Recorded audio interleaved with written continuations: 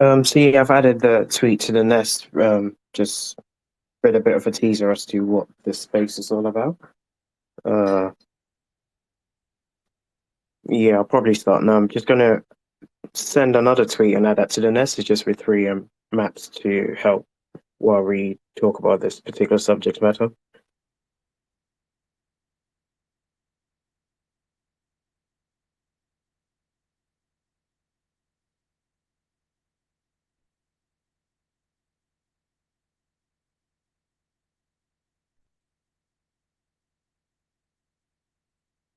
I've actually been thinking about this particular subject for a while, but owing to the sensitivity of the issue, I've actually put it off a few times because it doesn't take much these days for you to be labeled as a Russian apologist or a sympathizer of some variety on social media these days. It feels like uh, people can be quite opinionated even when they.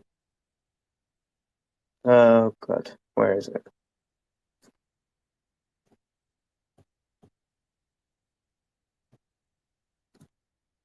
So yeah, I've added a second tweet to the nest with three different maps. I will try to remember to tell you which maps to look at as we have this discussion. Um, just trying to get hold of Michael Bond and we can start buried.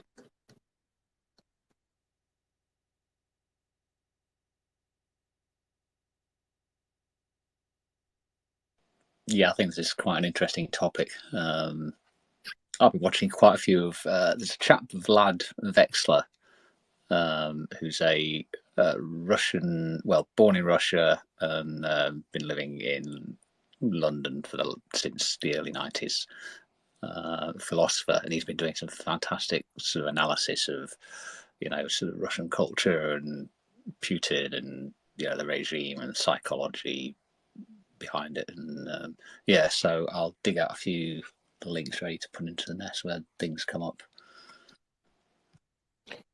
Yeah, there's definitely a lot to be said. So see, I've sent that invite out to Michael. I'll give him a minute to respond, and I'll just get started. Um, yeah, because one thing I did notice over the last few weeks is everyone sort of talks about why this war is important for Ukraine. They talk about Ukraine's history, Ukraine's struggles, and the general consensus is just Putin is a madman and he started this crazy war, which it's quite easy to see why one might come to that opinion, really, because I think we can all agree that this is a senseless war. But then at the same time, to say whether he's a madman or not it boils down, and people like me saying this, to a matter of perspective and how one interprets the war. When I first started talking about making this space, I actually added a quote to my original invitation from Friedrich Nice, and the quote reads, "Those who dance are considered insane by those who can't hear the music." And it talks about this idea of some objects look like they don't make sense or they don't fit in with our natural understanding if one doesn't understand the full context behind it. So yeah, I'll start the presentation now. So why Russia had to invade Ukraine, with adding quotation marks before the Ukrainian army comes after me this evening. So it boils down to what I like to call the curse of geography, really, at least.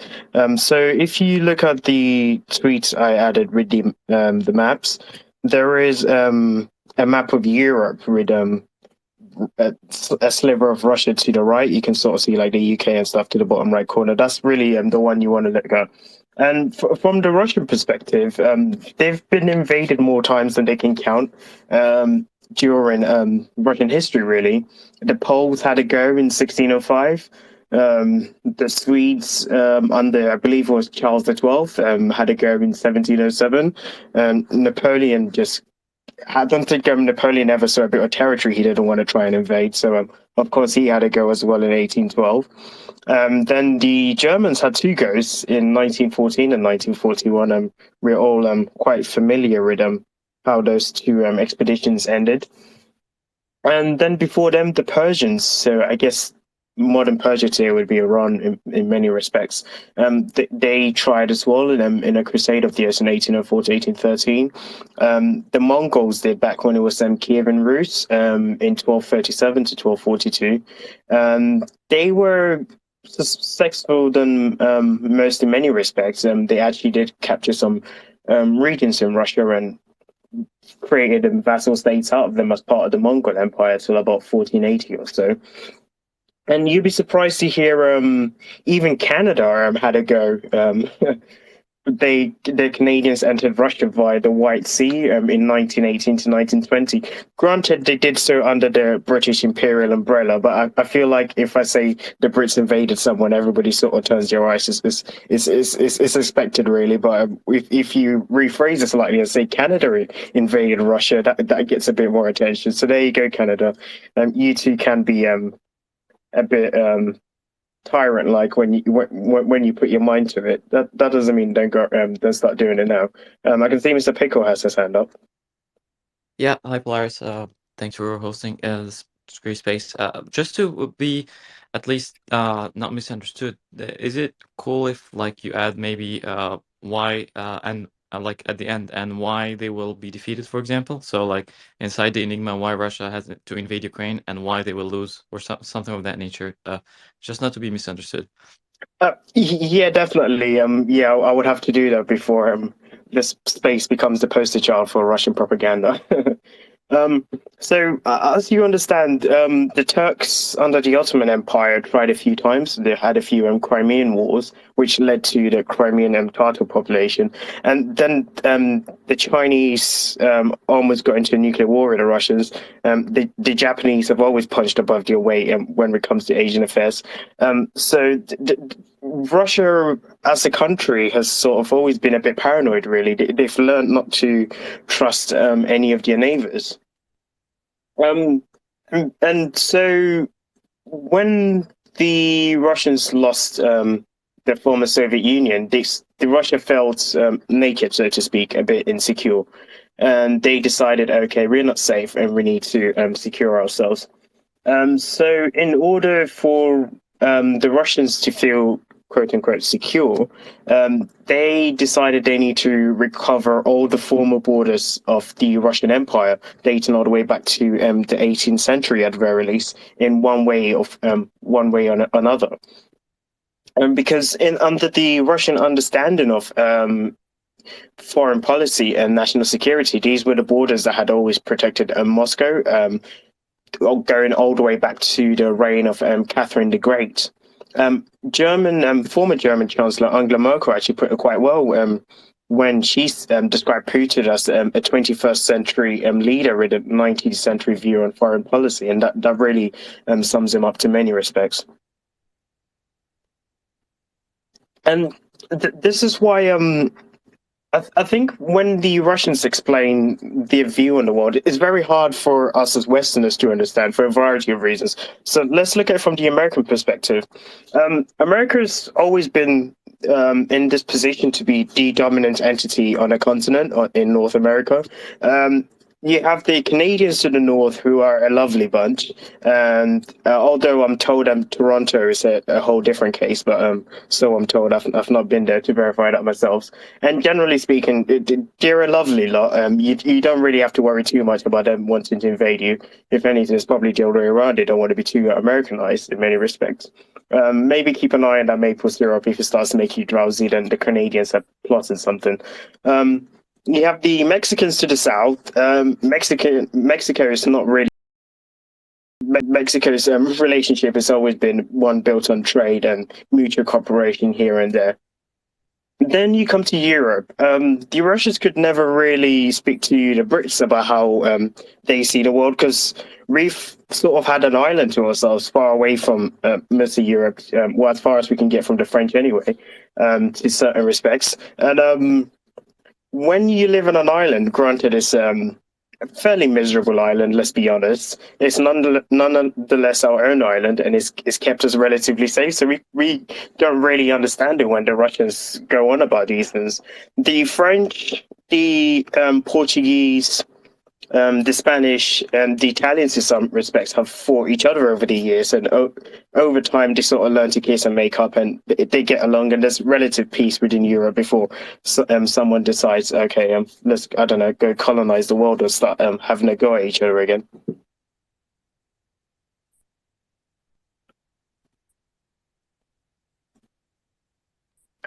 So going back to what I said earlier about the post-Cold War world and Russia trying to reclaim the borders of the old Russian Empire.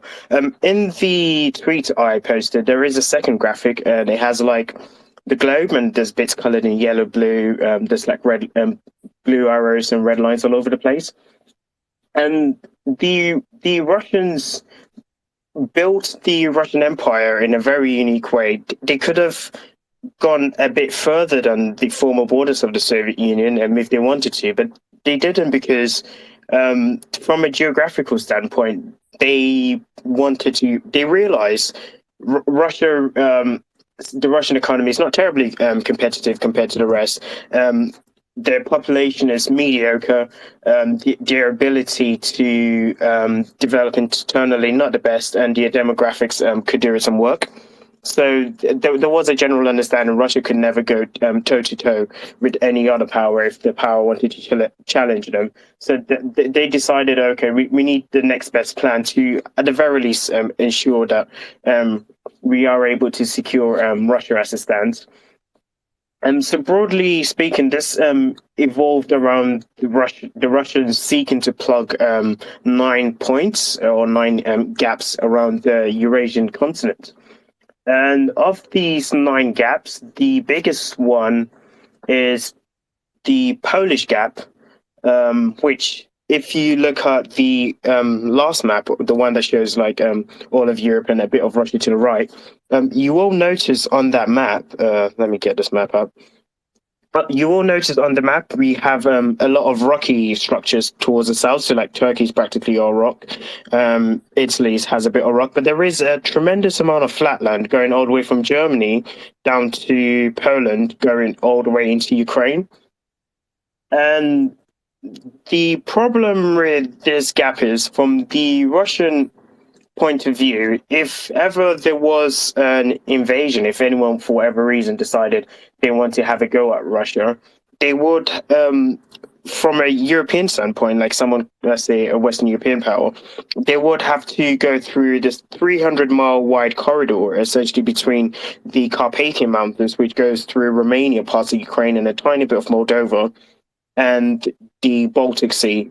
So you have a very large and flat corridor that's very difficult to defend from a military standpoint, where someone could just have a blitzkrieg and a lovely day in the park, so to speak, and just move a significant amount of force in with relative ease.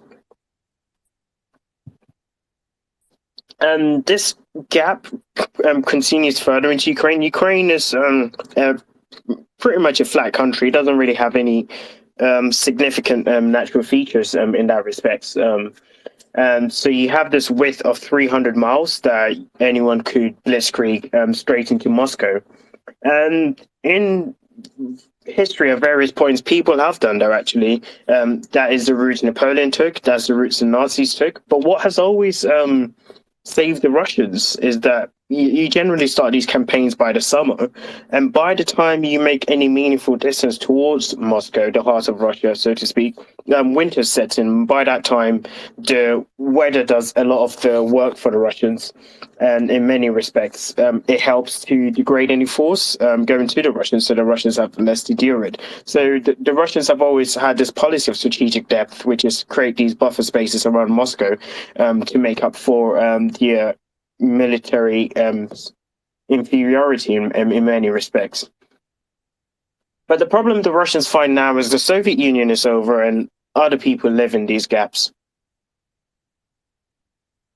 So over the years, the Russians have been trying to reclaim access to these gaps through many exploits. Before the Russians started, and mainly under Putin, really, like before him, others have spoken about it, but no one was really so bold to go around actually doing so. there was the White Sea to the north of Russia, which the Russians have had naval dominance there, so no one is coming to invade over there. I think after the Canadians, they finally learned their lesson that, guys, maybe we should probably pay attention to this opening over here. Then you had the Trans-Altai Gap, which is to the south of Russia, so the north east of China, so to speak. This is a very small corridor between two mountain regions. The Russians can plug that with a significant troop structure, so that area of Russia has been well contained. But then when you look at some of the other gaps, like your Central Asian corridor, this gap is actually next to Kazakhstan, which is a territory the Russians can't control. So that becomes an issue because you can never really guarantee that if there ever was a military incursion, the Russians will be able to protect themselves to a significant degree because they've lost that buffer since now Kazakhstan is a sovereign state. Then you have the Caucasus Mountains, which also form two other gaps, both in the Black Sea and the Caspian Sea. And finally, you have the Black Sea itself, which is an access point that has been used historically. And then you also have the Bessarabian Gap, which goes through Moldova into Romania. So that's just below the Carpathian Mountains, because the Carpathian Mountains is almost like an S-like structure, and it sort of tails off. It doesn't go all the way to the end of the landmass towards the Black Sea. I can see Mr. Pickles has his hand up.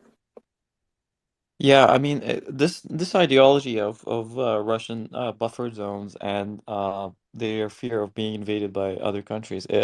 This might have been true in the year 1860, or if you're talking pre-World War II, where invading others was quite common and the natural state of being. So it's a battle of like lay your gun down and I will lay mine. Uh, but we all know that for the West, their tendency is we want to lay the guns down, but we know that Russia will not, and that's why we have our gun. So technically, the paranoia that Putin has is because of his own beliefs that of the world as a jungle. That's how he views the world, and he's trying to enforce his view of the world on us. And if you go back, like if you want to really go back into the times where we lived in tribes, then you cannot get out of your tribal zone, otherwise you will be eaten by the tribe next to you. A degree of civility is measured by how the weak are not being targeted by their strong neighbors. And this was established quite recently. It's fragile. It's a. I mean, if you look at history, it's just the last few seconds where we have this level of civility, and it's being challenged by him. And I believe that the reason why he should be soundly defeated is that if he was, then this idea of natural borders and invading the guy next to you because you want to have a buffer should be laid to rest forever with his grave. Yeah, it's worth saying. This idea, from a Western standpoint, is sort of an old school way of thinking about the world, and we like to think one doesn't really need to worry about sort of these spheres of influence and such. But from the Russian perspective, they have unpredictable neighbors and neighbors that throughout their history they can't point to a single one and say we've had stellar relationships with you, and that puts you on edge in many respects. So they fall back to the next best thing, which is this tried and true method that has kept Russia as this big empire. That, let's be frank, Russia still, in many respects, is the world's last empire intact for centuries, and they decide, well, if it ain't broken, stick with it, really. So to address these gaps that I mentioned, oh god, I've lost where I was.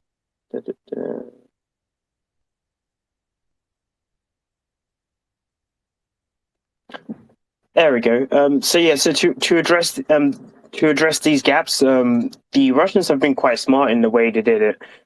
So the Caucasus Gap, which is the last chart where you have your two mountains, one bordering Russia and one bordering Turkey, and you have this flat land in between, which also happens to be the country of Azerbaijan and Georgia. The Russians started really using some of the resentments of some ethnic Russian populations within Georgia um, to form separatist movements and then supported these separatist movements. And if you actually look at where South Ossetia and Abkhazia, these two separatist republics that the Russians have created, it conveniently allows them, should they wish, using the quote-unquote peacekeeping forces that they have in the area, to quickly close this bit of flatland and essentially have a say in what goes in and out of these regions. So for them, they argue it's good for their national security, but for the Georgians, it's terrible because they have a very small coastline, and it's far cheaper to move goods to the outside world by coast than by rail or by plane. So for the Georgian economy, it is critical that they have unfettered access to the coast, as is for any seafaring nation. But then for the biggest set of gaps, which is, oh God. So if you look at where Kazakhstan is, to the south of Kazakhstan, there is a desert. No one is coming through that desert, so you don't really need to worry about the Caspian Sea. The Russians have the Caspian Flotilla in there, which is by far the dominant naval entity in the Caspian Sea, but you still have the fairly large Central Asian corridor to the south of the desert, below Kazakhstan, between China and north of Afghanistan, if you will.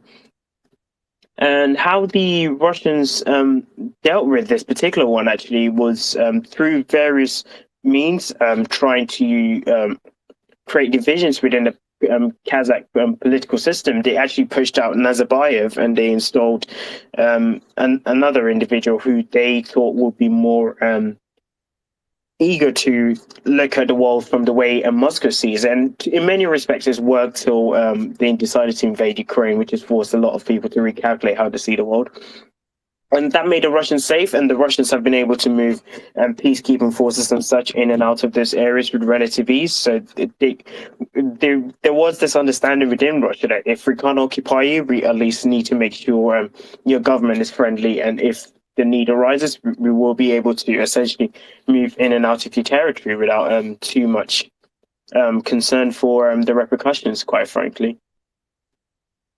Then if we look at the Baltic Sea Gap and the Polish Gap, one of the ways the Russians have stabilized the Baltic Sea Gap is by taking Belarus and by extension Kaliningrad, which allows the Russians to have this sort of significant force within that geographic region that they can call upon should they need to address any threats, quote unquote threats in the area. But the problem with the Russians is all these gaps that they've been plugging over the years. So they started in Nagorno-Karabakh. Well, they didn't start it. They have put fuel on the fire with regards to the Nagorno-Karabakh conflict between Armenia and Azerbaijan, once again to try and have these quote-unquote peacekeeping forces in a strategic area from the Russian point of view. And Lukashenko, through the use of a soft coup, when it was very clear the Belarusian people did not want him in power, they were able to put him in power and use him as a puppet leader, like we've seen in the Ukraine conflict, to enable Russians to put a significant amount of forces in Belarusian territory, and also, if needed, use existing Belarusian defense capability to address the Baltic Sea dilemma. But the biggest gap has always been the European plains, and the European plains is basically this flat bit of landmass that goes from northern Germany all the way through to Poland, down into Ukraine and towards Moscow. So you have this area that is completely flat. There aren't really any significant hills or big river bodies or such that will pose a meaningful challenge to any European power. This is the big ones for the Russians, and they understood that no matter what, Russia has to be able to control this area. So they tried the old Kazakh playbook, which was we're going to form relations with the leader in the place. So it was Yanukovych at the time. Tried to get him to see the world from the way the Russians see the world. Tried to not quite a puppet leader like the Belarusians, but essentially make him a leader that is inclined in some respects, a bit like you see in Kyrgyzstan and Turkmenistan, to go to Moscow and to seek Moscow's approval and always do things from the Russian point of view to strip some independence from the states. But the Ukrainians decided they weren't really up for that, and having seen the level of prosperity that had come to other post-Soviet states that had integrated with the EU and other Western institutions, naturally there was that conversation amongst themselves that why can't we have this, and we must have this. So when Putin realized, okay, Ukraine is a bit of unstable and we can't count on it, he quickly made a run for Crimea. Crimea, they did it because if we look in the Black Sea region, once you go through the Bosphorus Strait into the Black Sea, you have relative access to these various areas. But also for the Russians, the Turks, while they're friends now, they've not always seen the world the same way they do. Erdogan and some leaders in that part of the world sometimes make these neo-imperialist statements of sorts, if you will. So they've and also with Russian geography, a lot of its major rivers and stuff are frozen all year round. So in order to ensure that they, as a nation, are able to move not only goods but also have a naval fleet that is available to go to the Mediterranean and by extension anywhere else in the world to deal with Russian security interests, they had to seize Sevastopol, which is the only area where they can guarantee there is warm water available throughout the whole world. Throughout the whole year, not the whole world. So that was Crimea done. But then as Ukraine begun to lead ever more westward, they realized they had to do something. And this is why I'm of the view that the war in Ukraine, from the way the Russians define national security, is a war of necessity. It's not just some random thing that Putin woke up one night and decided to carry out. From the Russian point of view, having lost Yanukovych in the Maidan Revolution, and Ukraine by extension, the security of the Polish and the Bessarabian Gap, which is the flatland through Moldova into Romania, became an uncomfortable question mark.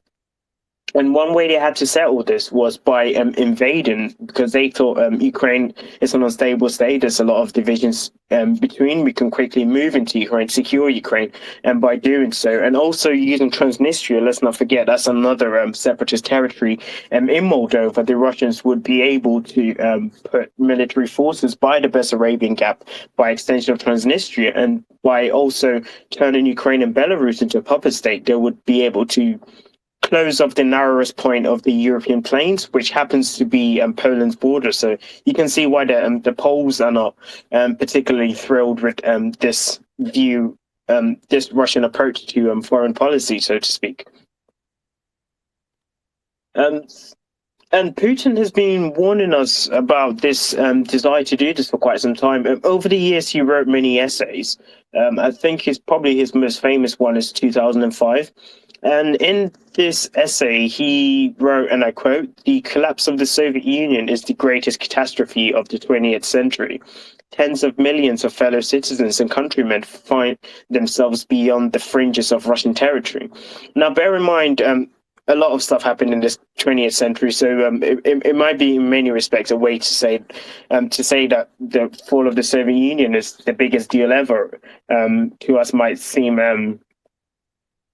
a bit hyperbolic, if you will, but from the Russian point of view, once again, it was sort of this big disaster. Now you have quote unquote Russians everywhere that are lost and are disconnected from Mother Russia, so to speak, and Putin is essentially this continental nanny, if you will, who's and tasked with this righteous mission to reconnect all the Russians back to the Russian motherland, so they can be a sovereign state again, and also so that Russia, through its size and depth, is able to protect Moscow and these other strategic areas using its very limited military forces that it has to cover quite a significant amount of landmass that is the Russian nation.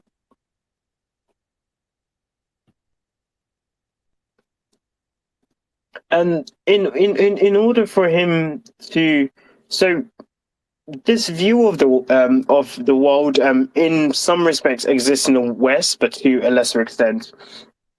The Germans, if you look through Germans' history, they've always tried to be a bridge between East and West, and some see it as the Germans just are too cozy with the Russians and such, or Germany just tries to go for an ideal, perfect, balanced world that doesn't exist.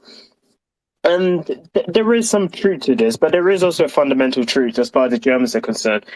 Germany understands that due to the nature of the European plains and the fact that you have mountain regions such as the Carpathian Mountains blocking the likes of Romania, and Germany's just, for the most part, relative endless flat land that connects to Poland and down to Ukraine.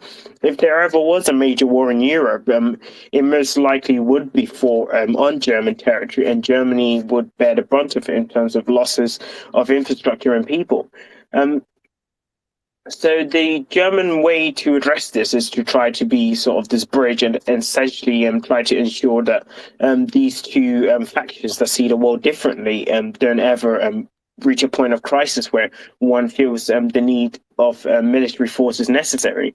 Another component of this is this German sense of the need to atone for some of the Nazi past. So they do go on this outreach campaign to build stronger ties with various countries that the Germans invaded and occupied over the decades of the First and Second World War. But for the Poles, that was never really an option. Having lived under Russian rule in many ways over the years, fair to say they didn't enjoy it, and there were certain fundamental issues that the Poles have with the way the Russians treated them, and also the way the Russians see the world. So Poland's way of ensuring its security is always sort of to be a hawk and a bit of a bulwark, if you in many respects. Poland has always invested into a lot of military capability, but specifically of a land type capability. So if you look at a Polish defense procurement, yes, they do buy fighter jets, yes, they do buy the odd planes and warships and such, but the vast majority of Poland's acquisition, like we saw quite recently with a deal to buy well over 1,000 tanks from South Korea over the next decade, is through the ground forces, because the Poles understand if anything goes down, they need to have the ability to defend themselves, because both sides would essentially be rushing to this choke point that Poland naturally is. That's really weird. That sounds like there's someone crawling through my walls. Huh. So that's how the Poles have dealt with it. The Baltic states have always looked at Russians with some measure of suspicion as well. So in the post-Cold War, the way they felt safe was to join NATO and by extension have the NATO umbrella. Ukraine, unfortunately, due to mix of factors and its proximity to Russia, made certain Western nations nervous, and this wasn't a luxury that they were willing to extend to the Ukrainians. Before I go on, I'm just gonna see what Mr. Pickles would like to say, and also take a bit of a break. Yeah, I mean, all of this is might be valid if you just remove one part of the equation, which is nuclear deterrence, and it's a huge part that makes the scale just completely rigged into the side of he didn't need to do it. The reason being, if you have 6,000, at least 6,000 nuclear warheads in your chest, you wouldn't have to worry about an enemy that have a aversion to human loss. Even if you had 10 nukes, you shouldn't be worried about anything. I mean, if you are Putin and you believe that that someone will invade you and risk being nuked or nuked back, then the only reason you would actually think so is if you're deluded, or if you actually want to just if you have other motives other than to secure your borders, which is definitely what Putin had. The nuclear deterrence aspect has to be taken into this consideration. It wasn't there in the year 1800 or the year 1700. Nobody thinks about invading Russia due to that specific reason, and plus, invading other countries is not really something that is widely accepted by the population of the democratic states that Russia is a natural enemy for. So you have to take the nuclear deterrence to consideration if you are talking about Russia securing its borders, because nobody wants to deal with nuclear power. So yeah.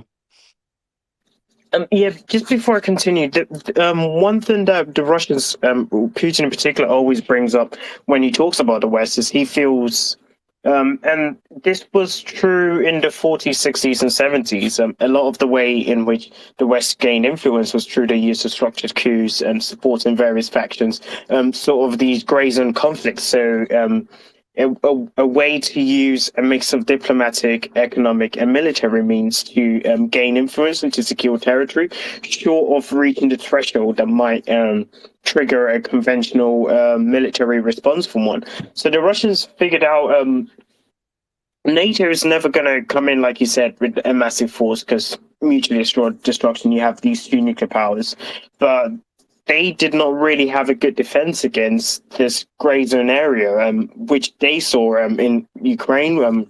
From their point of view, was yet another example of the Western powers using coups and stuff to essentially force nations to join alliances and see the way that they see the world, and then afterwards the West would then move military equipment into those territories, and by doing so bring them ever closer to Russia's border, forcing Russia to lose this strategic depth, this wide area that historically, if your military campaign started in the summer, by the time you get to Moscow, winter's kicked in, which has severely degraded your forces and then allowed the smaller Russian military to essentially have a go at whatever has been able to survive the winter.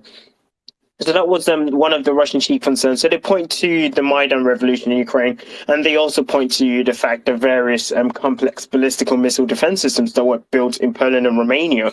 Now, NATO's official reason for building those is to protect Europe from Iran, but we all know that's a load of BS. The Iranians are not going to send medium to long range intercontinental ballistic missiles into Europe for that matter anytime soon. They very much use as a deterrent tool to keep the Israelis in check, and also other partners in the Middle East. So then if you come to the understanding that this excuse doesn't hold water, you're left with, well, who else can it be for? And the Russians see, well, it's really there to contain us in many respects, and quite frankly, this is what these capabilities was. So the Russians see, from their point of view, and America using Europe and the West to through the use of soft power to get rid of traditional Russian allies and force them to join the Western world, arm these nations, and slowly bring an advanced military capability to Russia's border. And slowly, Russia is losing access to these strategic choke points that it's able to protect with this relatively small military and have this sense of security. So about a year ago, during a diplomatic summit, Putin shows up while the world is dealing with, I don't know, all the various issues like the COVID pandemic and such, and he basically says, I have a bunch of demands for you, and he lists out these demands, and he doesn't want to negotiate with various nations. He wants to sit down with the US and essentially hash out how these demands will work. Now, generally speaking, if you're going to have a lot of these diplomatic dialogues, you don't really release your demands to the press at large for the whole world to see. It's a private conversation between your foreign minister and the foreign minister of another state, or maybe it's had at the head of state level. Then once an agreement is made, you may release your press conferences. That's generally the way these things work. But the Russians decided, no, we're going to do things differently. And the demands were quite something else. So they wanted they insisted NATO cannot expand, no new members into NATO. NATO must withdraw all troops from Eastern Europe, and also the Russians would want a veto on any future NATO deployments to Eastern Europe. So they wanted NATO to withdraw all its forces back to its 1999 border, in a sense. They also wanted the US to vow not to use nuclear weapons to defend any NATO partners. So regardless of what administration, even if it was a Trump administration or whatever, these requirements are just insane and non-starter, quite frankly, because not only would even the US contemplate in saying, yes, we can NATO as an institution, or also weaken the US's ability to protect other partners in various regions across the globe. So the other issue with this idea of we're going to only negotiate with the US is you want essentially Poland, Romania, the Baltic states, Czech Republic, Slovakia, Slovenia. Who else am I forgetting? Croatia, Hungary, and a few other states to give up their right to have a foreign policy or a defense policy, and you want it to be negotiated between you and the US because you view yourself as a superpower, while telling a territory with a population twice the size of Russia, you guys don't get to have a say in this. The big boys are going to talk about how the world is structured, and you're going to just learn to love it. Almost like the old days where the Pope sort of drew a line on a map and was like, well, this part of the world is Portugal's to go and colonize, and this part of the world is Spain to go and colonize. It was a very old school way of thinking with regards to how these things are handled. So the West realizing how absurd this was, and I don't think anyone else, even the Chinese, were probably thinking at this point, wow, that's brave of you, even announcing this, decided, let's do something different. We're going to sign some new arms control treaties with you to relieve some of your concerns. And the Russians also had some concerns that because the air defense system built in Poland and Romania used launchers that were derived from US Navy ships that could also fire Tomahawks, they've always had this paranoid feeling that they never really know if it's an air defense interceptor in those launch cylinders, and the US could have somehow used those to put cruise missiles closer to Russia. So the US and others offered them bilateral site inspections where the Russians could come and have a look at these facilities and see, yes, it is what we say they are. You can do your overflights and take photography, and we would in turn do the same to strategic facilities in Russia. And the Russians said no. And all this time, the Russians are building forces, they're creating blood banks, you bring a vast amount of fuel and logistics to the Ukrainian border. So it becomes immediately apparent this is not really a negotiation done in good faith, and this is more them trying to engineer an excuse so they can say to, oh, look, we tried to negotiate and now we're sorry, we have to go for the war, which was always what they planned to go for. And to justify this war to the Russian people, Putin talks about how he sees Kiev as being the heart of Slavic civilization, and this idea that Russia and Ukraine are one and the same, and the Ukrainian identity, in a sense, doesn't really exist, and we're all one people that need to be reunited. And there was always been this sort of major reluctance within the Russian elites in general to sort of accept not just Ukraine but the various post-Soviet states as separate sovereign nations after the breakup of the Soviet Union. This is a view that even though we have individuals like Gorbachev, who was Ukrainian and had Soviet heritage, never really saw himself as sort of being this binational individual, if you will. As far as he was concerned, he was fully Russian, and these areas were also Russian. But those fringe, crazy ideas that always sort of stayed within the elites. Putin was quite unique in many respects, in that he was actually willing to turn these ideas into a reality. And in many respects, before the war started, Ukraine has, while trying to rebuild itself post-Maidan, had been a very broken nation. There were a sense of distrust. There was the sense of, while we say Ukraine has changed. The old oligarchy still exists, and the elites and look after us. You had those in the Donbass that felt they were under misrepresented. But what is true with regards to Ukraine, and is true for any civilization that faces an existential war, is it has this unique ability to unify people and to create this sense of identity and nationhood that did not exist before. And I think the Ukrainian identity today, in many respects, is going to be forged by these stories that come out of this war. And these stories, quite frankly, do not have to be true, but they are the stories that will be told to children, and they are the stories children will tell their grandchildren.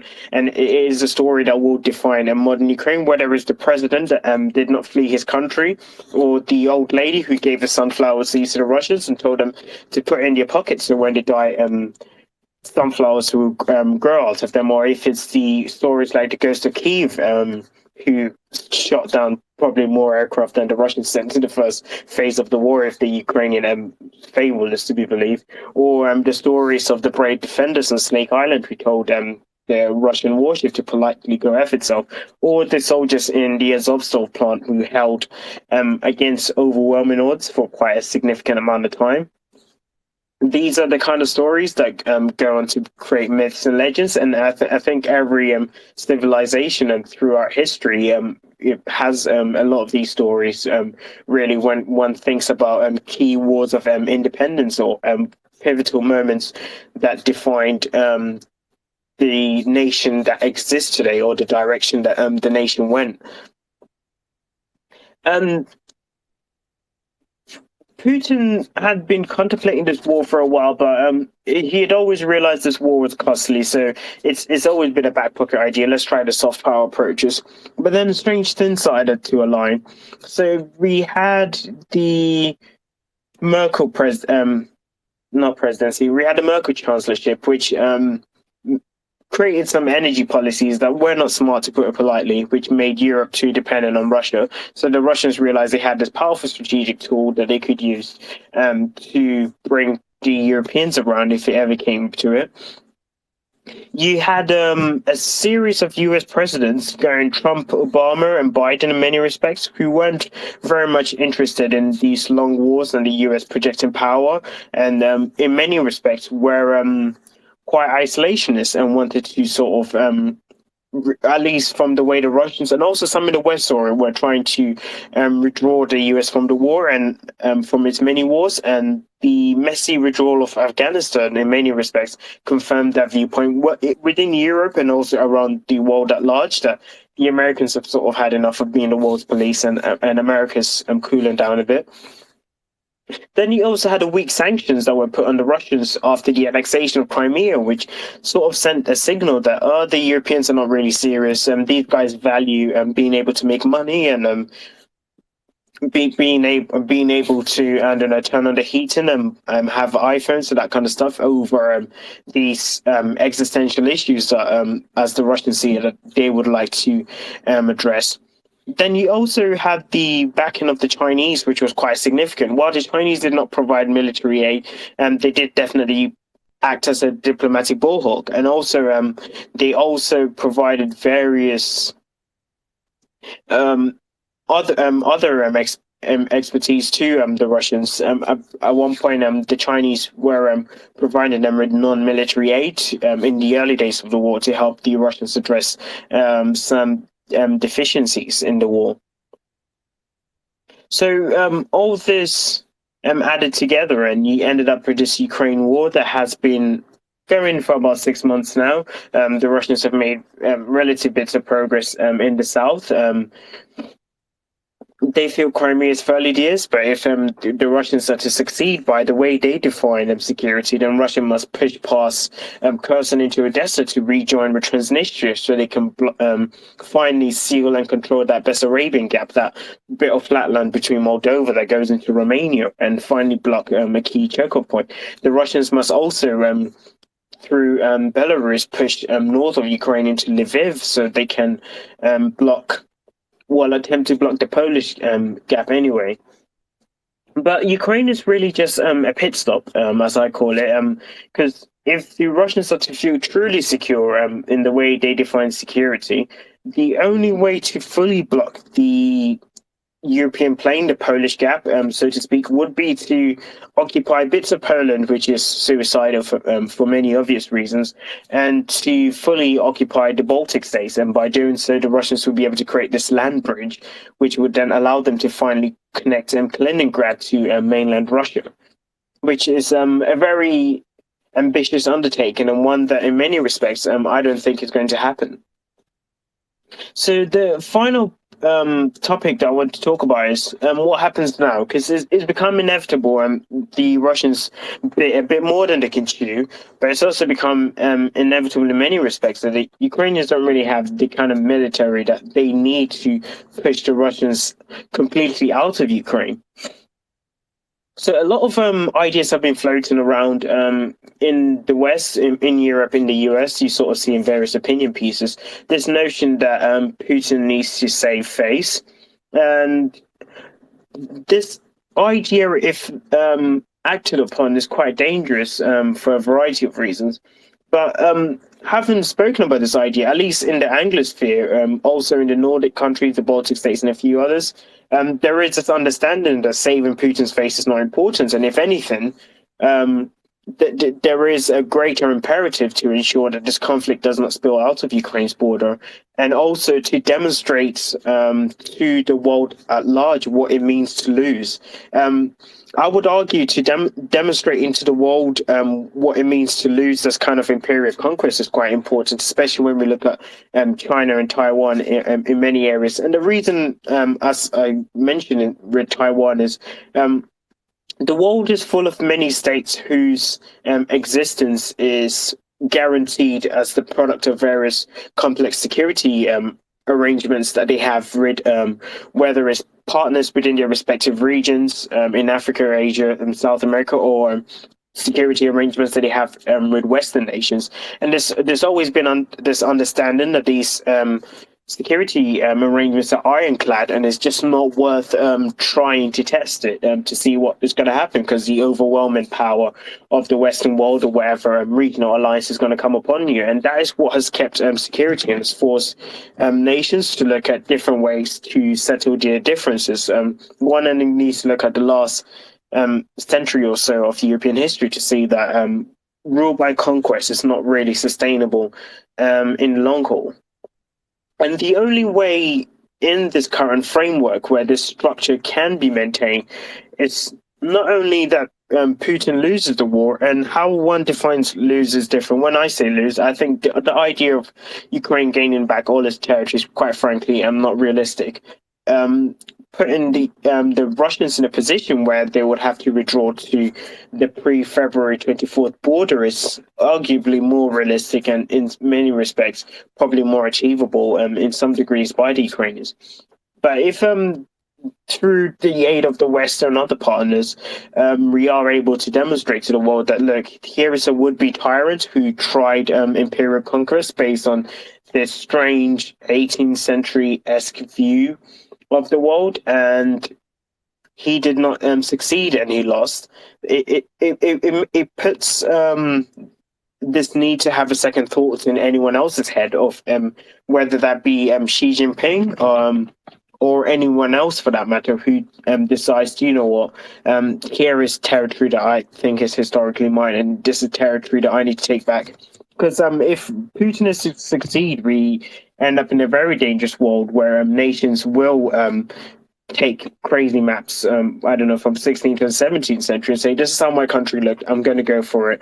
And the cost of inaction, the cost of not ensuring Ukraine's independence is going to be quite significant, because now you're going to have lots of regional wars all over the place, and the global order, granted it's not a perfect global order, which has ensured relative peace and stability with regards to the respective borders, would collapse, and we would go back to this old age of conquest where nations just try their luck and see how far they can go from their borders until they meet a significant military force, which forces them to call it a day, really.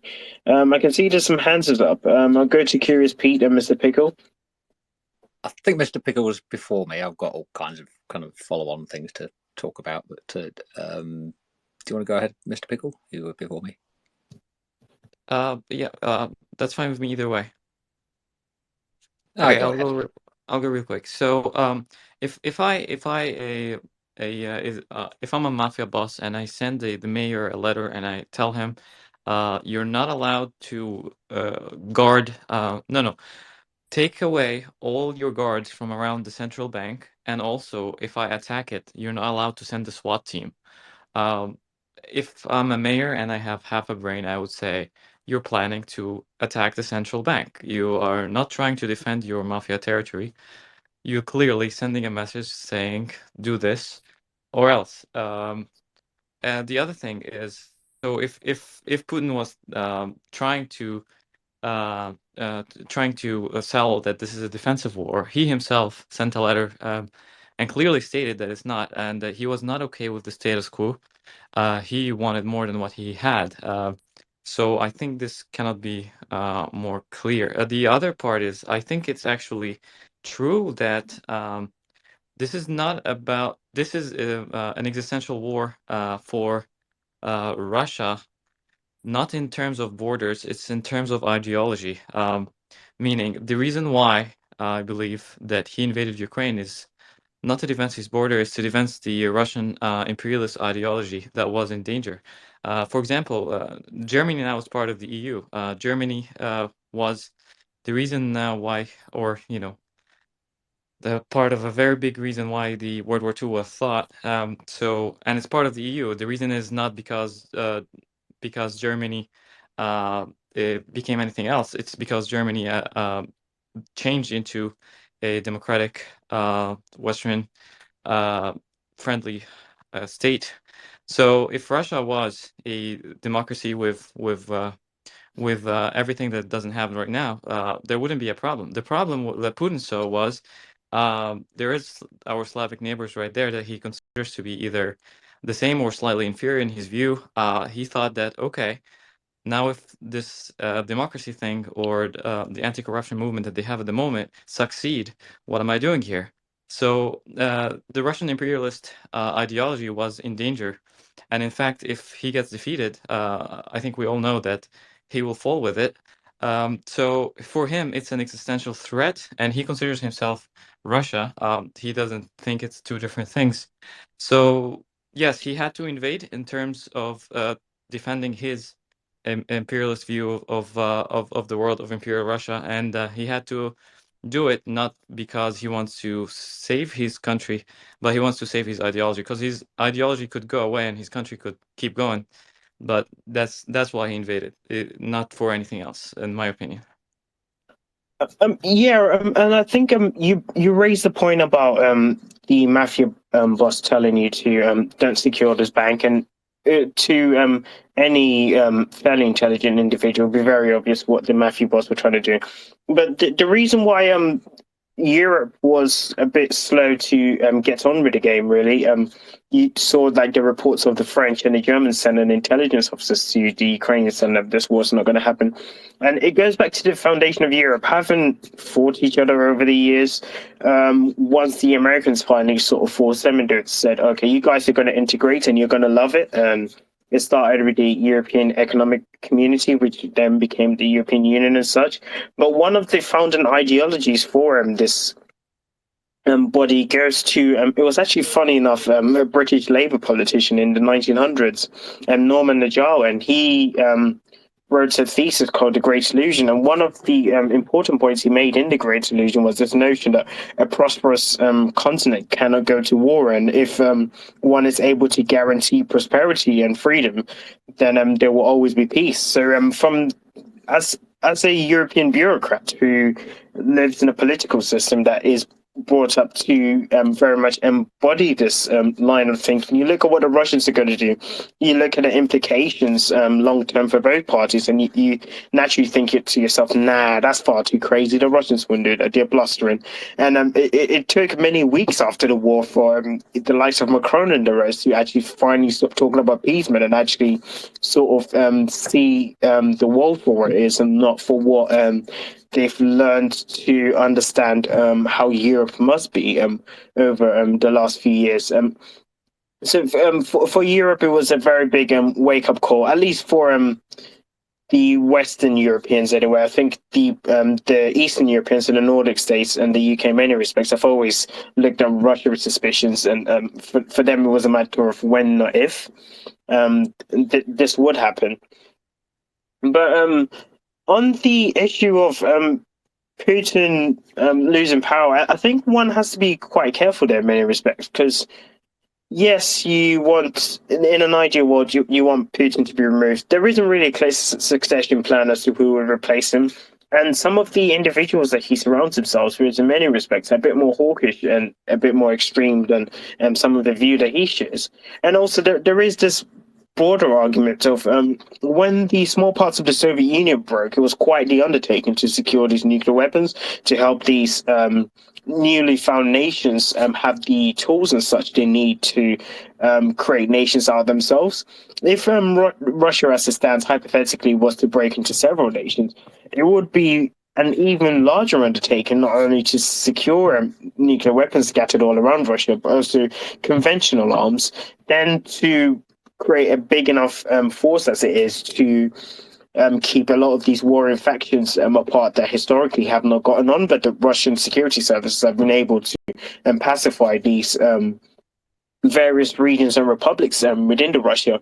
And there is also the inevitable large immigration crisis that would come out of any dissolution of the Russians.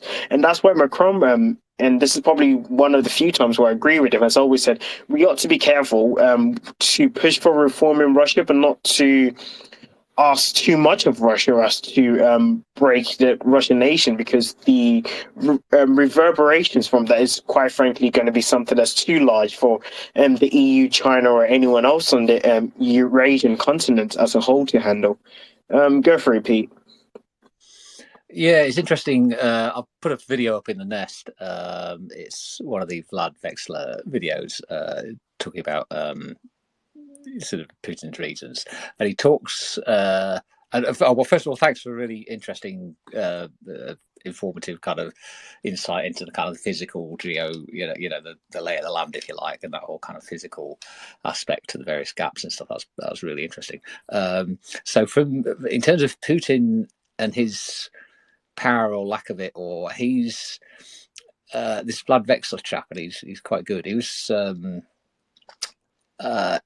talking about how over the years Putin's kind of although he's still in charge, he's less kind of controlling things, and he's more now kind of acting as an arbiter between the different factions. So it was kind of, and this is, he's got like various different people around him, his kind of close circle, and they're all basically thinking about their position in the post-Putin world. They're jostling for position, so they're all kind of rivals. And what he's doing at the moment is kind of, hearing both of them and kind of playing them off each other and saying, okay, you try that, or you try that, maybe get them both doing what.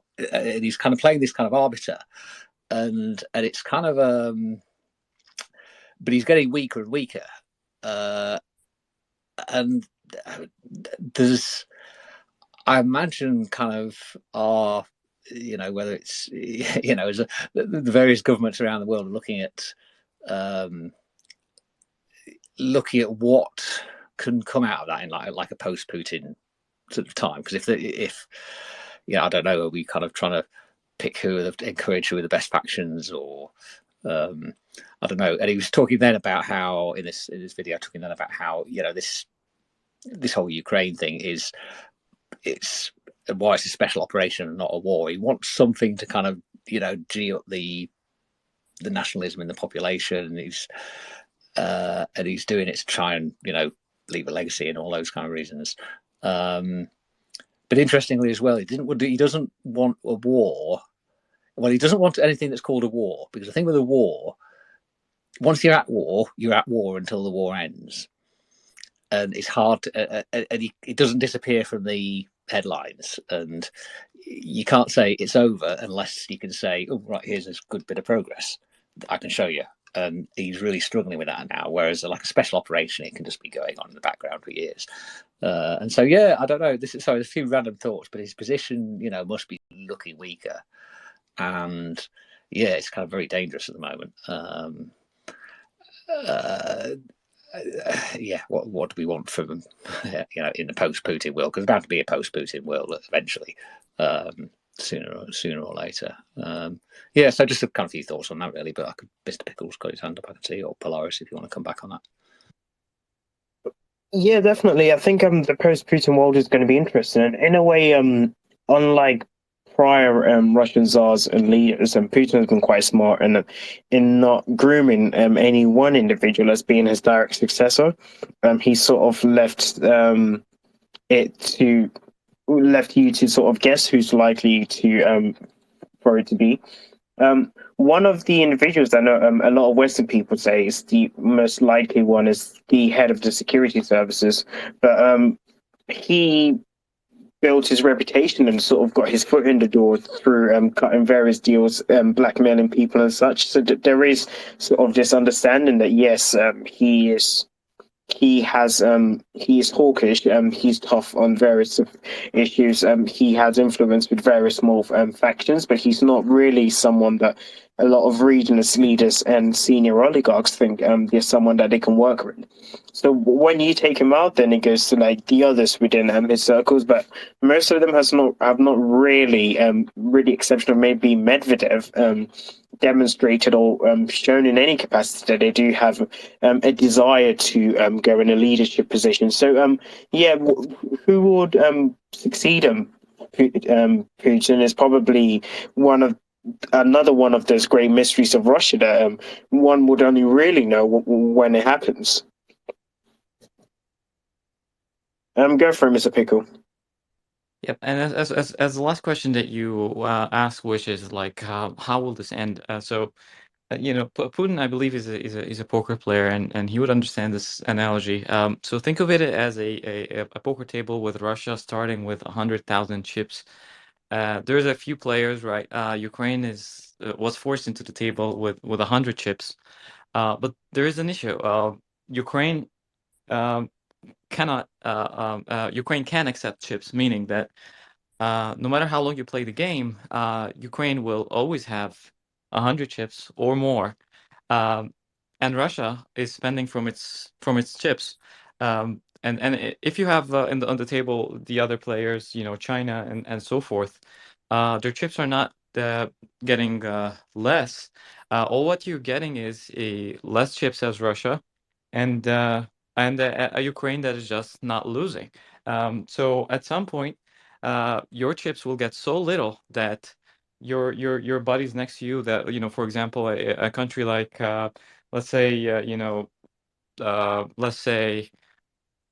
whatever, India would actually end up with more chips than you, and you would be eliminated from this table as a big player. So if you want to keep playing, your cost would be to actually not be a big part of the international community, and you will have at some point, if this keeps going, the Russian state will be so weak to the point that all its security apparatus might collapse just from lack of funding or lack of manpower. So even if Ukraine doesn't get an inch back and just holds the line and just keeps being that that elusive enemy that you cannot defeat because they have an unlimited amount of support that you are dwindling in power.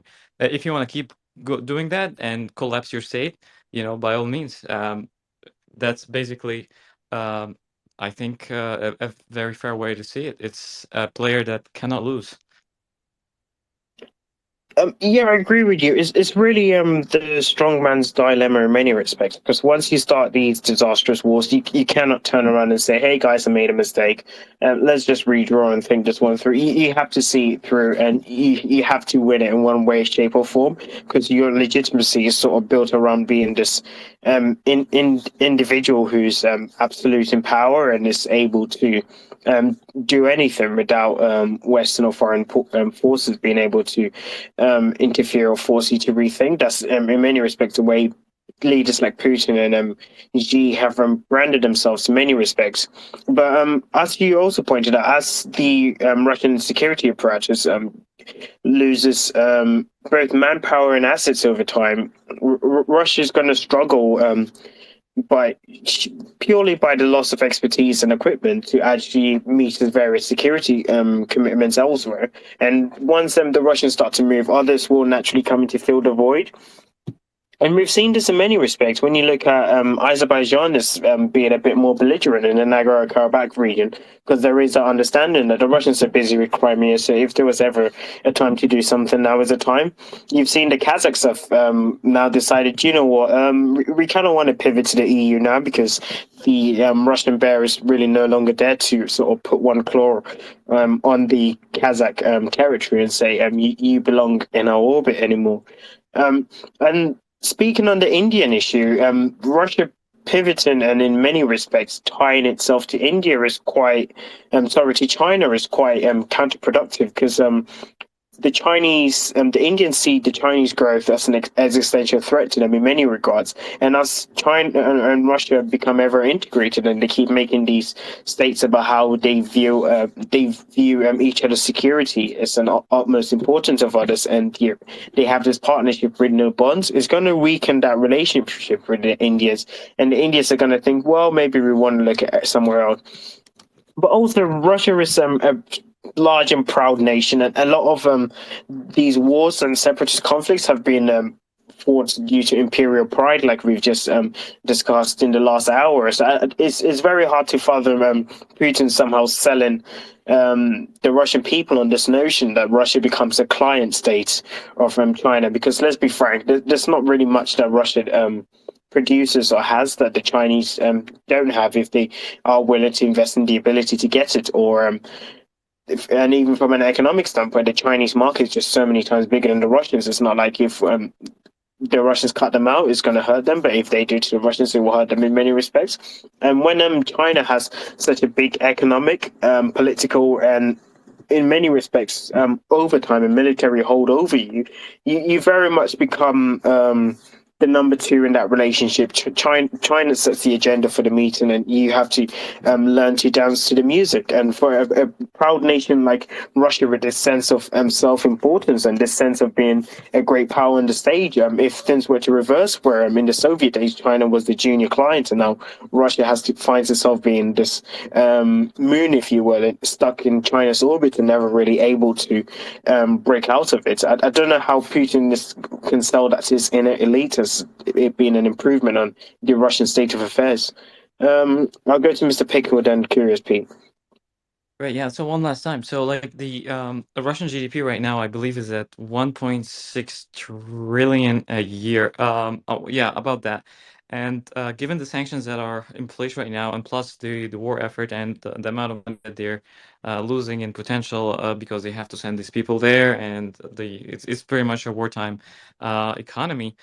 If you keep it up like that, in about 2 years, you will be overtaken by Poland yeah, in about 3 years, with about half a trillion in GDP. I believe Russia is poised to lose anywhere between, I mean, the estimates are pretty far between anywhere between 10 and 30% this year. And yeah, so and it will only get worse.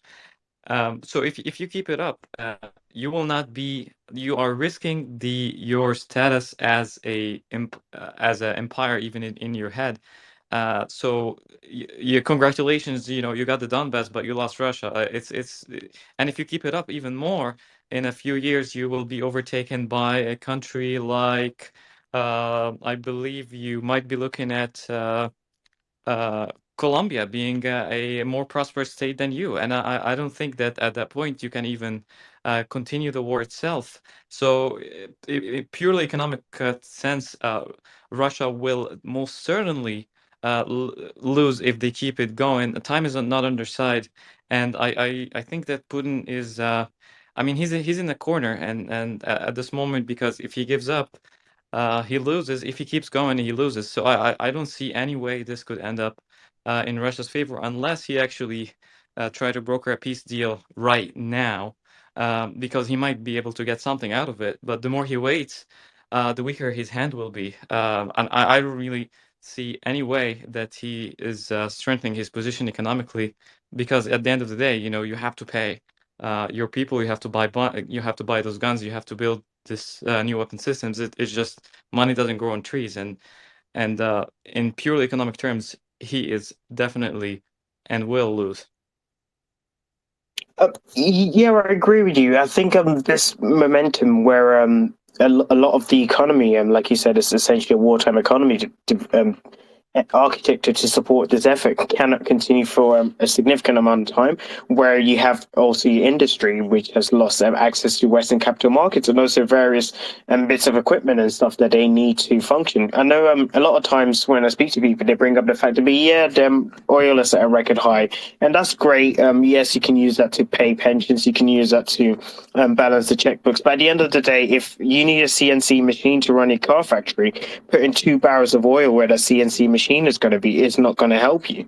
You reach a point where there are going to be these critical goods that the Russians just don't have the domestic capacity to create, and the Chinese not wanting to draw the wrath of the West, having their own domestic issues to deal with, and quite frankly don't need anything else on their plate, are going to tell the Russians, and we have seen it with Huawei and other private Chinese companies leaving Russia in many respects, that it's not really worth it to them in some areas to come and plug in these deficiencies.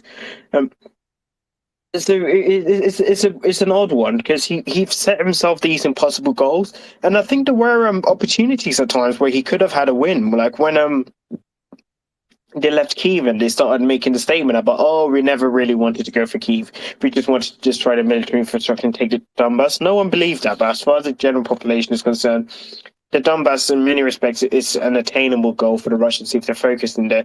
They could have taken significant portions of this and say, look, we've created a peaceful space for fellow Russians to live and go back to Russia.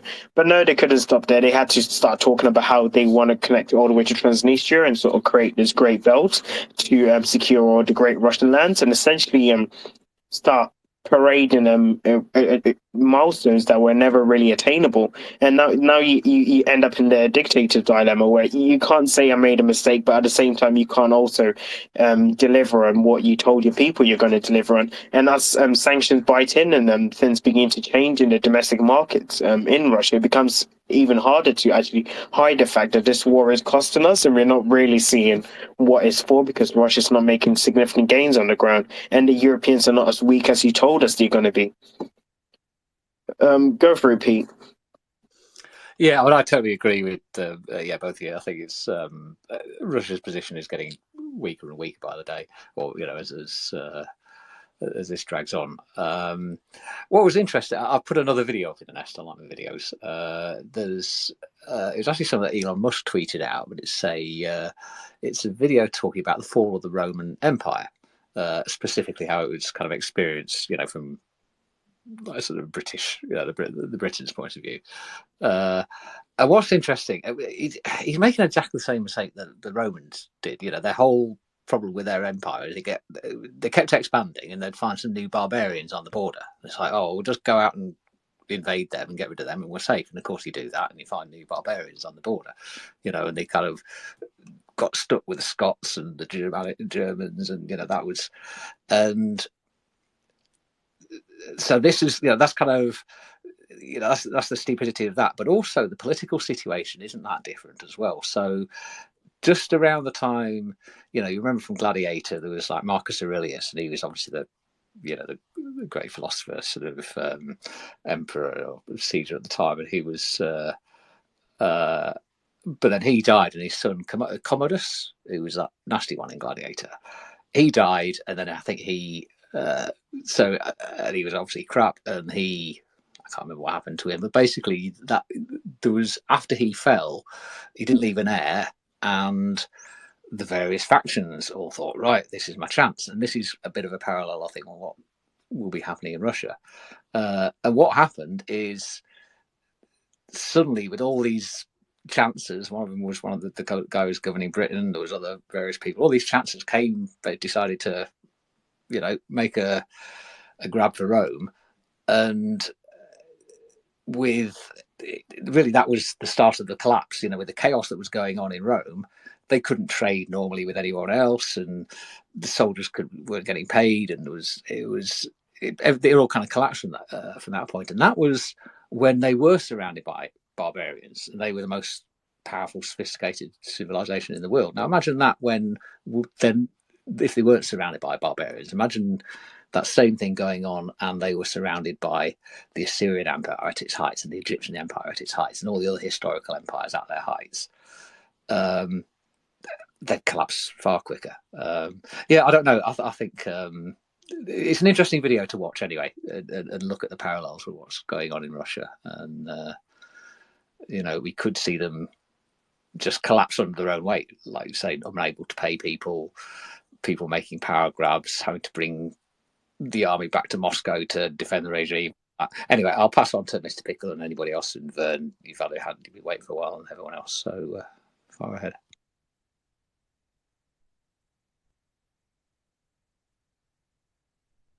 Polaris, I'm good to go? Yeah, go for it. Yeah, I'm looking at the numbers, in front of me right here of Russian exports and their GDP. So around the 40% of their GDP is either related to oil and gas to Europe or trade with Europe in general. That's a conservative estimate, and I believe that the oil and gas embargo will kick in, later or early next year. So even if their GDP wasn't affected drastically now because the oil prices are up, they will stabilize over time, and come January, they're looking at a cliff. Especially that a lot of the gas is not that easy to move around, and they already have the infrastructure, and they spent money on building infrastructure there that actually wouldn't break even, except with a few years of it operating. And something like Nord Stream 2 is an actual loss on both sides. So you're looking at them losing about upwards of 400 billion in revenue in 2023, which at this time might be a 30% haircut. Yes, okay, let's just say that they will try to sell to Asia. Markets with time, markets expect production losses, and we know that everybody knows that Europe will need that amount of gas and oil at that time, and the US is already ramping its production. So they're basically being replaced, and they're watching it. And so give it a couple of more years. The not only they will be exporting less to Europe, or quite, frankly, maybe none. They'll also look at lower gas prices and oil prices if they want to sell their oil to India, and that might lead to problems with OPEC when it comes to how much they want to undercut. So they're looking at a grim future economically. So their costs, even if they don't lose any ground in Ukraine that they lost right now, the cost for them might be their actual prosperity. So if they want to keep going, it's basically Putin is bestowing poverty and misery on his own people. That's the price if they are willing to pay it. And at some point, maybe they will have enough, and basically he will cause an uprising, because at some point people will just be fed up. Yeah, definitely. I agree with you in many respects because there's just so much. Even the Russians, who have a legendary reputation for being able to stomach a lot of pain and just get on with life, really. There is just so much they can take, and this generation of Russians is also quite different. This a generation of Russians that have been exposed to the Western way of living, so they do have a different concept of what it means to live a good life. And when these creature comforts that they become so associated with are disappearing, and the Russian state is not able to replace them as advertised by Russia, there inevitably comes that point where one begins to think, what is the point in this conflict? Why are we doing this? And I think for someone like Putin, as it stands, the winter is going to be quite key, really, because if he's able to use gas to sow divisions in Europe and is able to slow down the conflicts in many respects and sort of bring the Ukrainians down to the hill, then it gives them some sort of tangible victory, however small and insignificant, to push to the Russian people and to say, yes, this is all worth it in the long run. But the longer this becomes a bit like a forever war, and they sort of get the feelings that we had in the West when we were stuck in endless wars in the Middle East and stuff like that. When you are a leader of a political system that is so cutthroat, and one where it's quite normal for opposition leaders to be killed in broad daylight, I would be very uncomfortable, and will probably leave one eye open every time I go to bed, quite frankly. So I see we have a new speaker. It's a Cyrillic name that I can't pronounce. Feel free to speak. It's Vernon in Cyrillic, but I think Peter was before me. Thank you for giving me the opportunity, but I'll wait for Peter because he'll probably say something far more intelligent than I can. Thank you, Peter. Well, I don't know if I will, but it was just I came in to kind of hip check the other Peter here. I want to give people a sense of scale. I always say this, that in Europe, 100 years is a short time, but 100 miles is a long way, right? And when we take a look at, like, he was making the analogy of Marcus Aurelius, but Marcus Aurelius kicks the bucket in 180 AD, and Britain does not fall to the Saxons until 410 AD, just as an example. So that in and of itself would have been 230 years between, the fall of a good emperor and then the fall of the empire. And then between that and the fall of Rome itself was that was 476 AD. And then, of course, we know that the empire gets split between East and West, and it takes until 1453, another 1,000 years, before we see Byzantium fall to the Ottomans. And the one thing I want to point out historically is that Russia has historically believed itself to be the inheritor of Constantinople. This is the reason why there's even the double-headed eagle on the Russian imperial flag, because that double-headed eagle is the Byzantine eagle. It was the same symbol that was used in the late medieval period to represent Byzantium. So in many ways, they see themselves as the inheritors of Rome. And even though, and so what they see is that the Latin fell, but here these traditions are still strong. So in a way, that's part of the Russian worldview, is that belief that they are the inheritors of the Roman imperial lineage. It's not true. There's no genetics to it whatsoever, but it's how they see themselves, and people should be aware of that. So that I just wanted to give that kind of context for people who are not aware of the Russian beliefs around the Roman Empire. Yeah, thanks for that. It's always good to get more historical context on these. But yeah, it's this whole old school way of sort of seeing yourself. Well, from the Russian standpoint, this idea that we must project ourselves into, like, at the very least, the old borders of Catherine the Great to sort of feel safe. It's not a sustainable approach to foreign policy, especially in a country with unfavorable demographics, with a declining population. There's a debate to be had if the Russian military of today, as small as it is compared to Soviet parts, can even maintain today's force structure in the next 5 to 10 years as the population declines. And it's become so urgent that population declines to the point where Putin has resurrected the old Mother Heroine award from the Soviet days, and this is basically an award where a lump sum is paid to a mother who's able to have 10 kids, and the rule for qualifying is if your 10th child reaches his first birthday and the 9 siblings are still alive, you get a certain amount of money. It works out about £6,000, so to speak. So about probably, I don't know, $7,500, maybe a bit more. The exchange rate is all over the place these days. So you on one hand, he understands that the nation is in decline from a population standpoint, and the demographics are not in favor. But he's also still unable to put aside this imperial thirst to expand Russia, to sort of show that Russia is a great power, and in essence, do all the things that will cost you the men and material and capital that you one really needs to maintain a fragile and small nation. So this is a great point, and the closest analogy that you can have for how Russia is like ancient Rome is in the fact that it is stealing people to fuel its economy. That it has taken 3.5 million Ukrainians, including 500,000 children, into Russia, and it's teaching the children Russian, and so it's going to raise them as Russian citizens, not as Ukrainians. This is a textbook definition of cultural genocide, right out of the Rome Statute.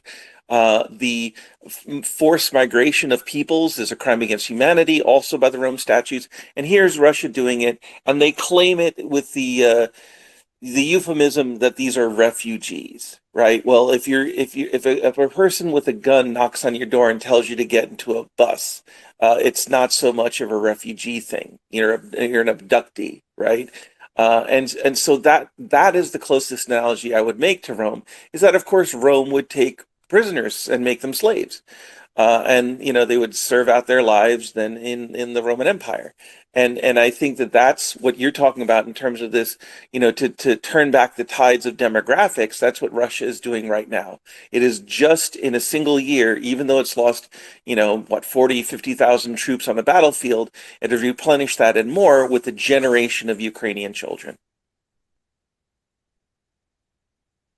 Yeah, definitely. It's quite diabolical. The lens and some of the means through which they've sort of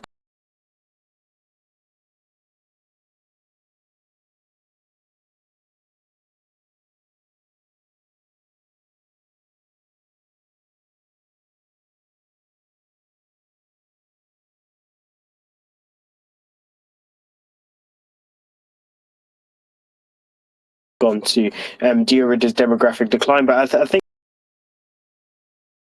increased power from the central leadership, you do put yourself in this weaker position, and you do also create a lot of powerful individuals around you that you cannot count on at any point in the year, quite frankly, to always be there to support your view on things. And that is a dilemma that the Russians have always had issues with. It goes back all the way from Gorbachev, when he was sort of tasked with reforming the Soviet economy to the breakdown of the USSR to the modern Russia we see today, where they tried a democratic model and realized, this doesn't quite work for us because too much power has to be given away. So we went back to old school authoritarianism with a democratic twist to it. My apologies, Vernon. I completely forgot to come back to you. Feel free to speak now.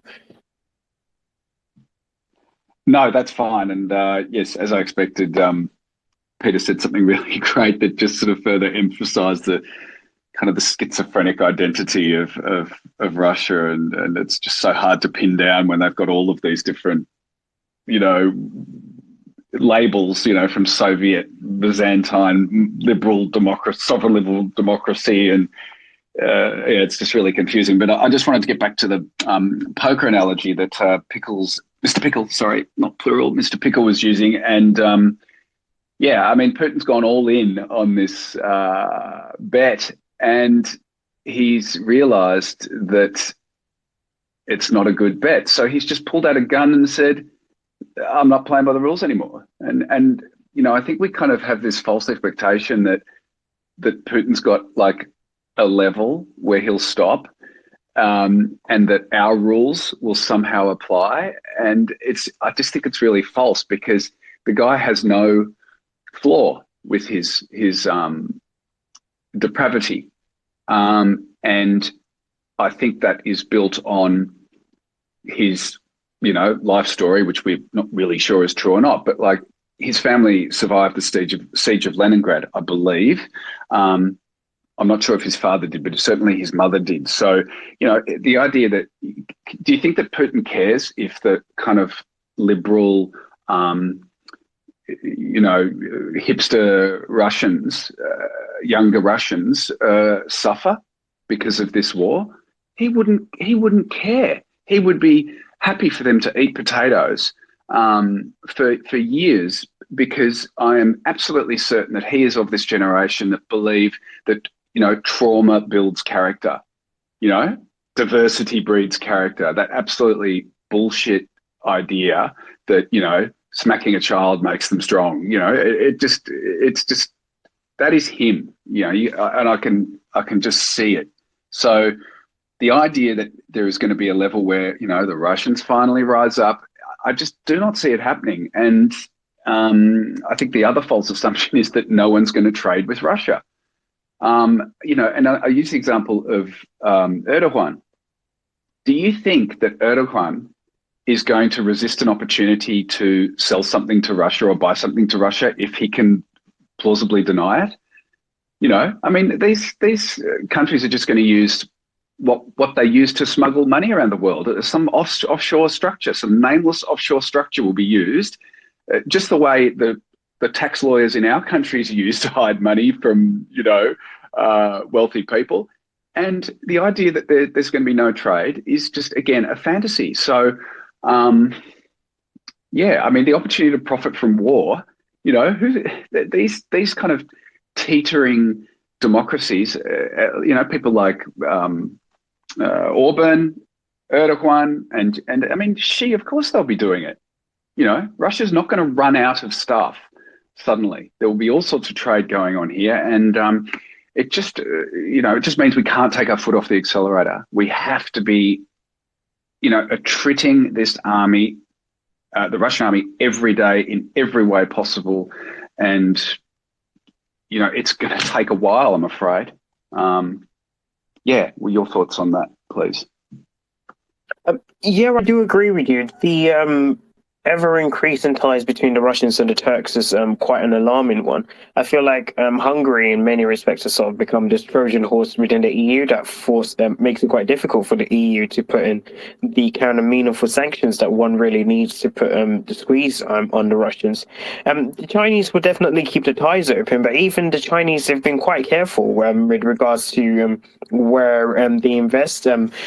Trying to walk this middle ground between supporting the Russians and in many respects to the Indians too, while also making sure they do not fall foul of Western sanctions. And it allows them to buy the Russians time in many respects, but a point will come where there is just so much that the Chinese will be buying from the Russians, and the trouble with the Russian economy is it's a one-trick pony, that there is not much that they have for sale. It becomes a case of, well, maybe Russia needs this bit of equipment, but this bit of equipment uses apart from the West, and if the West finds out, it becomes a bit more difficult for other Chinese industries to get various components and stuff that they need.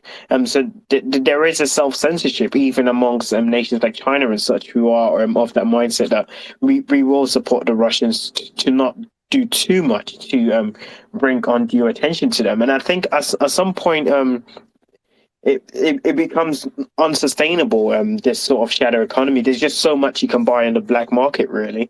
And I think the Yale study was quite interesting with regards to the Russian import and export reductions, because while the Russians conveniently classified all of these numbers for whatever reason, once they started a so-called special military operation, they kind of forgot trade works both ways. Just because you've said, I don't know, I'm not going to tell you how many cheesecakes I'm selling to Patty or whatever, and I'm going to tell you business is great. Well, you can go to Patty and say, well, I want to see how many cheesecake orders you're sending out every week, and through those means, you're able to extrapolate and realize that, oh, maybe Polaris is a bit more broke than he lets off, and he's not like secretly driving a Ferrari in the weekend. Things are a bit dire for him. I don't know who's next between the two of you. I'll leave the two of you to figure out. Mr. Pickle goes. Merci, Peter. So as far as Russia is caring about its people, I believe they couldn't care less. But if you actually see what built the modern Russian economy, I'm sorry, the modern Russian army, the motorization of the army and all the tanks and the fancy toys they have, it's oil money. So think of Saudi Arabia, for example, with no oil. Would it be irrelevant at all? If you think of the world stage or the elite club, you need something to get into there. One would be a great economy, and the other would be you know, great geography, you know, or a mix of both. Russia, what Russia has is an army. I wouldn't call it great after what we saw, but that is basically what they are selling. That's their currency into getting to this elite club.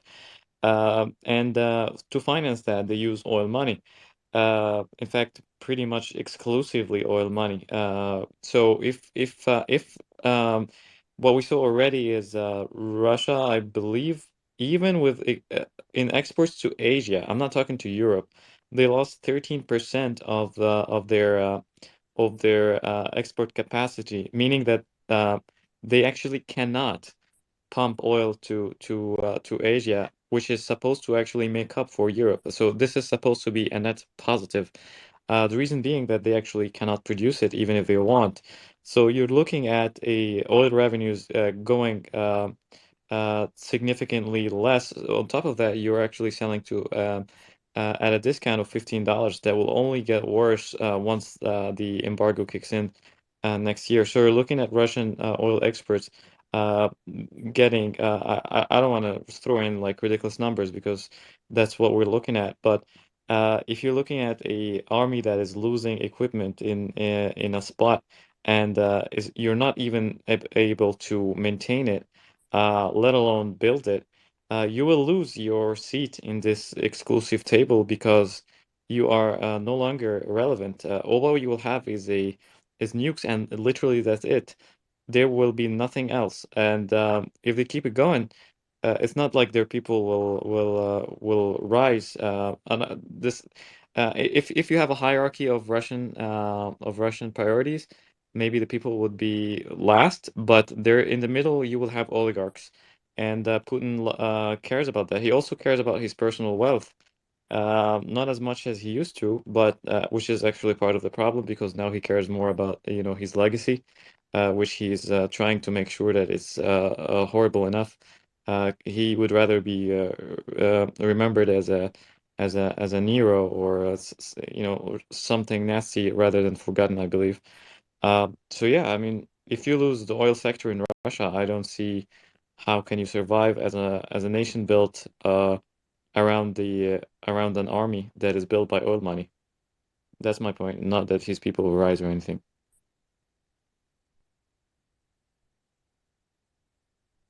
Yeah, I think that's been the greatest shame, really. In the early 90s, they had great opportunities to diversify the economy, and they never did. And even the Saudis, they've been oil dependent. But over time, they've realized it's always good to have a plan B and put your eggs in one basket. You've seen that with Kuwait. Granted, Kuwait's decision to invest in other industries was more a necessity due to reducing oil reserves, but there are good examples for the Russians to look at of how to sort of move beyond an oil-dependent economy, but they've never really taken that step because I guess it's easier to just sort of have this sort of centralized structure where this is the revenue streams. These are the individuals you need to keep under your grip, and through them you're able to keep everybody else in line. I think Peter had his hand up if he would like to go. Yeah, I was just going to talk specifically about the Russian economy. It's really small. If you take a look at other, medium-sized, large-sized countries, it's getting smaller. And this concept that Russia will just make up all of this money by making deals with Turkey and China is in a way facetious, because if you take a look at what happened between the last four quarters, like let's say of 2021, so they would do like exports of 100 or 120. By the end of the year, they got up to 150 billion per quarter exports. Between 100 and 150 billion. Think about that number, right? That's what Russia was doing in the four quarters of 2021. The first quarter of this year, they did 45 billion. So that's less than a half or a third of what they were doing per quarter last year. So their foreign income is drying up dramatically. Now, they're not as bad off as some people would think in terms of like the balance. It's not like 80% of their exports are crude oil. Like there's some countries that totally depend upon petroleums, but it is still a large percentage. It's a large portion, but it's not the majority of their basket. It's about 35% between petroleum and refined petroleum. If you throw in other petroleum gas and stuff like that, it's another 3%. So it's still less than 40% of their overall portfolio. Even if you include the coal briquettes that they export. Now that's significant, and they will find buyers for that, right? That's the sad thing. Now it's going to be less efficient for them to ship their oil products to other countries where they don't have ready pipelines. You'll have to put it in tankers. You'll have to sell those tankers in a very circuitous route around the world. But it will eventually get to the markets that you're shooting for. It'll just be an expensive form of oil and gas. So, and again, the thing is that it's not like you can just lay a pipeline directly to Istanbul anytime soon, right? These things take years and a lot of infrastructure investment to make these things where you can transport oil and gas around. So they're not going to be able to just immediately make up for whatever losses, and we can see that in the numbers that the world can track, and in addition to that, they're kind of in trouble because they've been dependent very heavily upon Europe for the vast percentage of their trade. Only a small percentage of it goes to, let's say, China, about 12%, or Turkey, 9%. A hell of a lot more goes to the EU right now. And so they have to worry a lot more about the damage that the EU can do to them than they can do to the EU.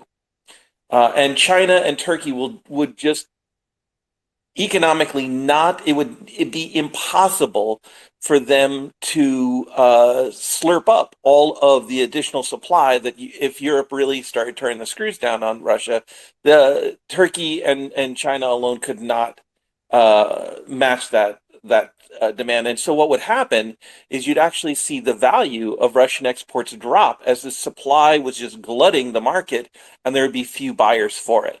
So Russia is playing a very dangerous game with the ruble. They've been propping it up artificially. I've already told people, I said this from the first days of the war, that the Russian economy is a dead man walking. It just doesn't know that its heart has stopped beating yet. But you can take a look for a massive decline in the Russian ruble as soon as a lot of these artificial games don't work anymore. They have, in fact, already defaulted upon their foreign payments. They've tried to play shenanigans by paying in Russian rubles. So they're in a sovereign debt crisis. And the thing is that they don't have any guarantors like Ukraine does. Ukraine is getting all sorts of EU loans and direct loans from nations, World Bank, things like that. They have access to that kind of capital, but Russia's not going to get that. Instead, this is just my opinion as a guy on the internet, so take it for what it's worth. But I think what's happening is that China is just going to strategically wait until Russia's really in desperate straits. And then buy up Russian assets as distressed financial securities. Oh, well, we'll buy this oil company, or we'll buy that telephone company, and Huawei will provide all the handsets for it. I think that the Russian economy is basically going to be gifted to the Chinese economy when this is all done.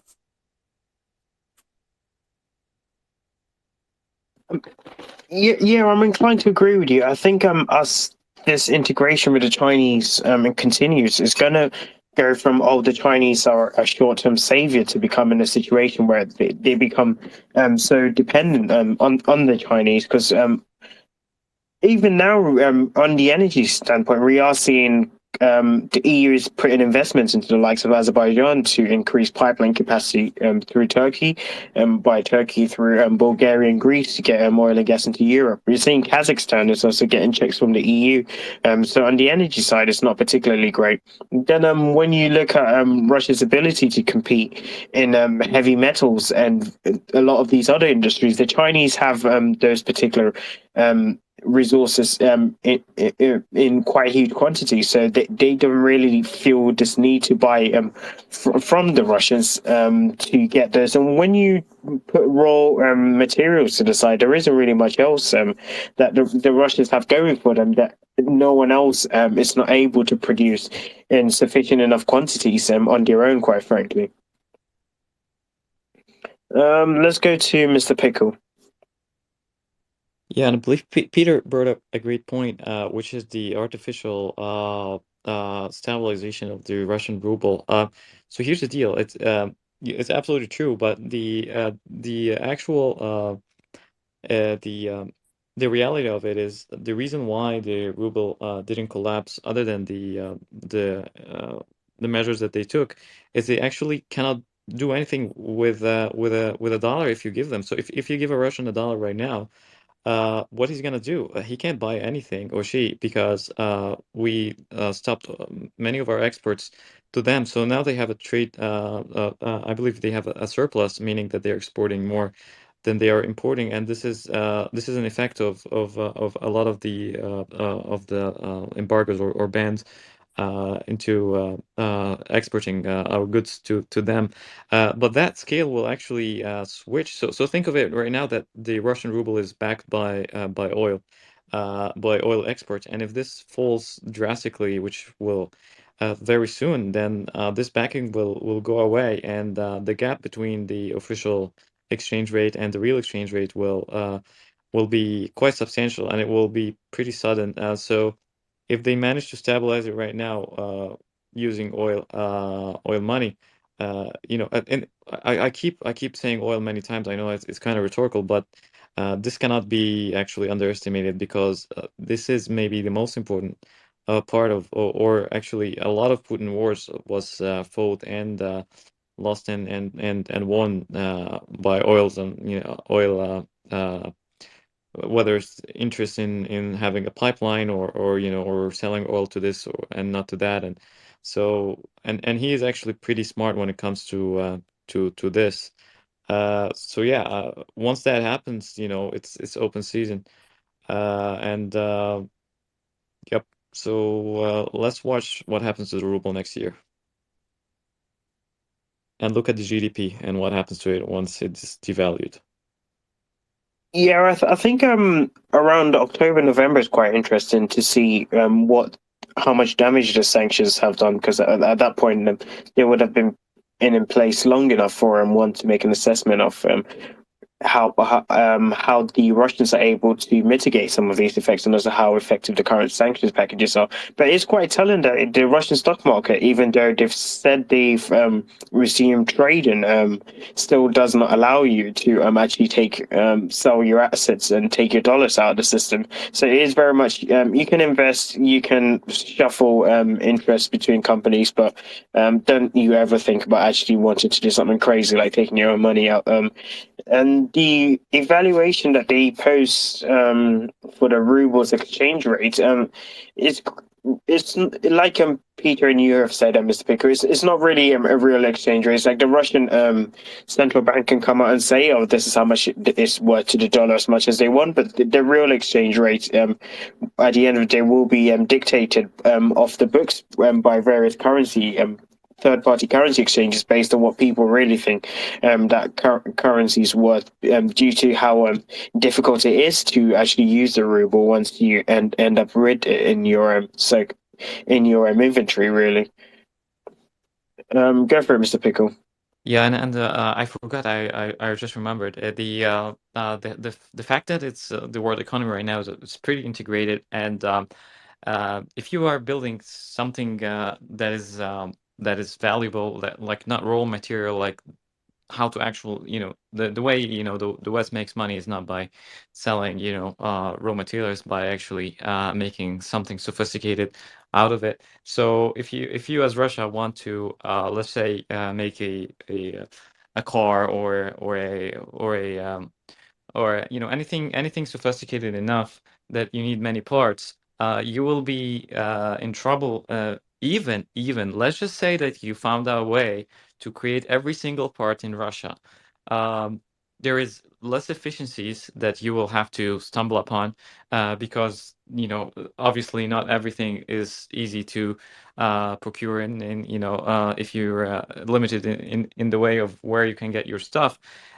So you will end up with a more expensive, less efficient product that you can only market domestically. So if by some miracle you somehow create a 100% Russian car, you will have to actually make it 2 to 3 times more expensive than if you were to make it using the most efficient means. Basically, and this is not going to happen even if they want it.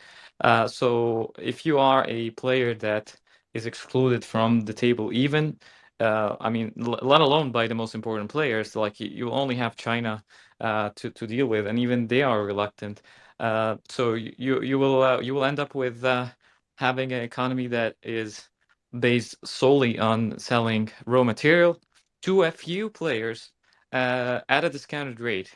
How great of a deal is that? Yeah, exactly. You brought up a great point because the Russians do talk about, oh, we're going to create domestic industries. We're going to create our own cars. We're going to create our own microprocessors, computers, fridges, whatever. And it's like, well, for some of these, the technical hurdles are quite steep, and a lot of the talents that you would need to make these industries viable have left Russia due to fundamental disagreements with the war. For starters, and even if you did put it off, when you don't have the big diversity of workforce to call upon, like the Soviet Union had, there is a very steep R&D curve that you have to go through. So simple components end up costing quite a fair bit compared to a tried and true part that's being made in China or maybe being made in a factory in Germany and being used like every appliance by every other brand that you're competing with. So yes, you may create some of these goods, but they become very uncompetitive from a cost standpoint, and then you have to start cutting corners here and there to try and make a viable product. And we do see that the Russians have tried for decades to create a car, but at the end of the day, well, when they do try to create anything that looks interesting, you look into it and it's like, oh, all they've really done is license this Western car and changed a few parts for like Russian domestic parts, because that barrier to entry is quite steep when you live in an institution which has gone to great lengths not to invest in a lot of these critical skills, both from an academic standpoint and also the necessary investments in business to ensure some of these skill sets exist within Russia. Go for it, Vernon. Yeah, I was just looking at some of the industries that Russia has tried to push over the years, and I recall, they had their own mobile phone a little while ago, and I've just seen, in fact, that now that Apple's pulled out Maria Butina, the SVR plant, who was living in the States and deeply embedded in the NRA, is now pushing this new Russian smartphone called the IoT-1. I'm not sure what operating system it's using, but they've had a history of trying to do this kind of stuff and failing miserably, and it's happened with their car industry. The one success, though, was Putin's limousine. If you have a look, he replaced his bulletproof Mercedes-Benz with a locally produced behemoth, shall we call it. But yeah, I guess the point I was making earlier, there's no doubt Russia, and the point we're all making here is that there's no doubt the Russian economy is dying and that it's destined to fail. I mean, the worry for me is how long, how long, and because that is going to translate into Ukrainian suffering. I guess we're sort of playing this very delicate game. If we do anything too dramatic, Putin could push the button, right? I mean, I'm simplifying that message there, but I guess we're playing a long game of slow attrition, bleeding them white, but it is, it's costing Ukrainian lives, and that's what really bothers me, because we don't know how long they can hold on, right? And I just think of Xi looking on, and some of the Middle Eastern oil states looking on and saying, we're going to see an end to our income because of this, because oil is going to become so dramatically unpopular. I still think there's just uncertainty, and if I can throw that back to you all to deal with, hopefully you can give me some comfort. Thank you. Yeah, there've been some interesting attempts over the years, like you pointed out, to sort of create like analogs to various industries.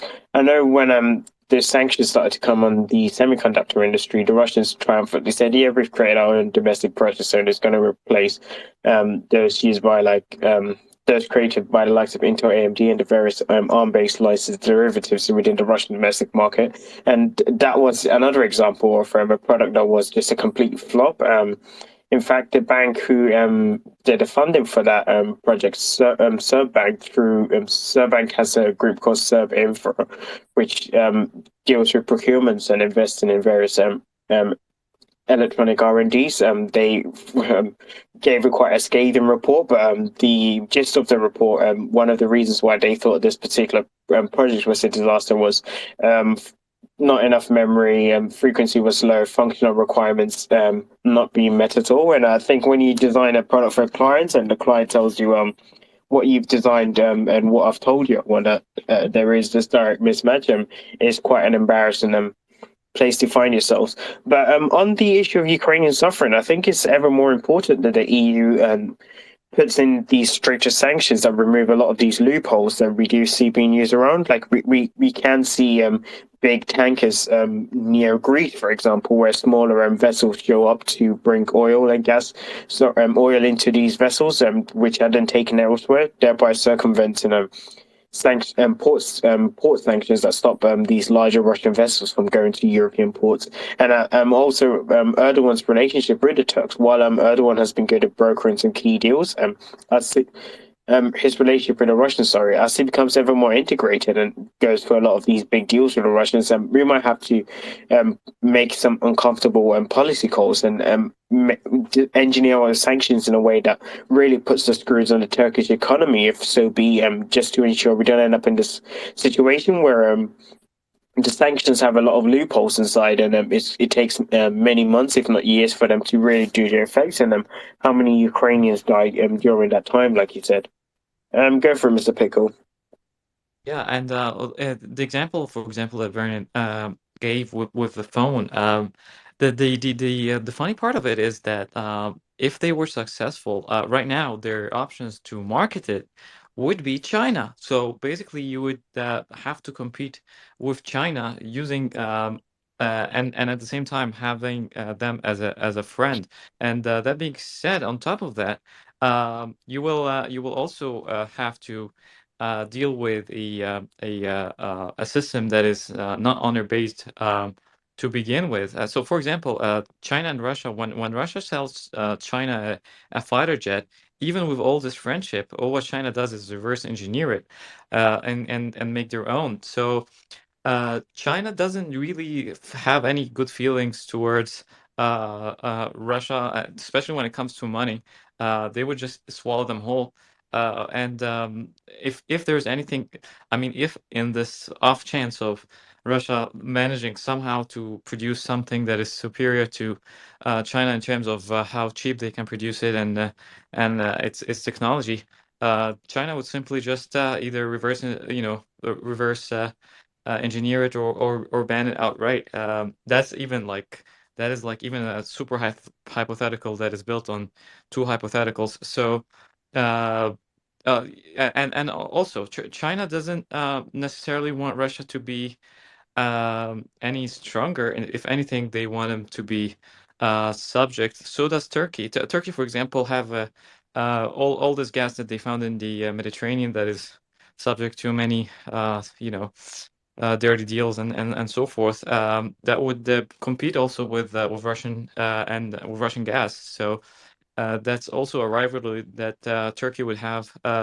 with Russia. So the question would be to China, do we need anything from Russia? And the answer was arms. And given that the current situation of the Russian army being exposed to what it is, China will have this option right now. Is like, what use would we have for Russia except as a an even not even a secondary, but maybe a tertiary market for our goods, and that's it.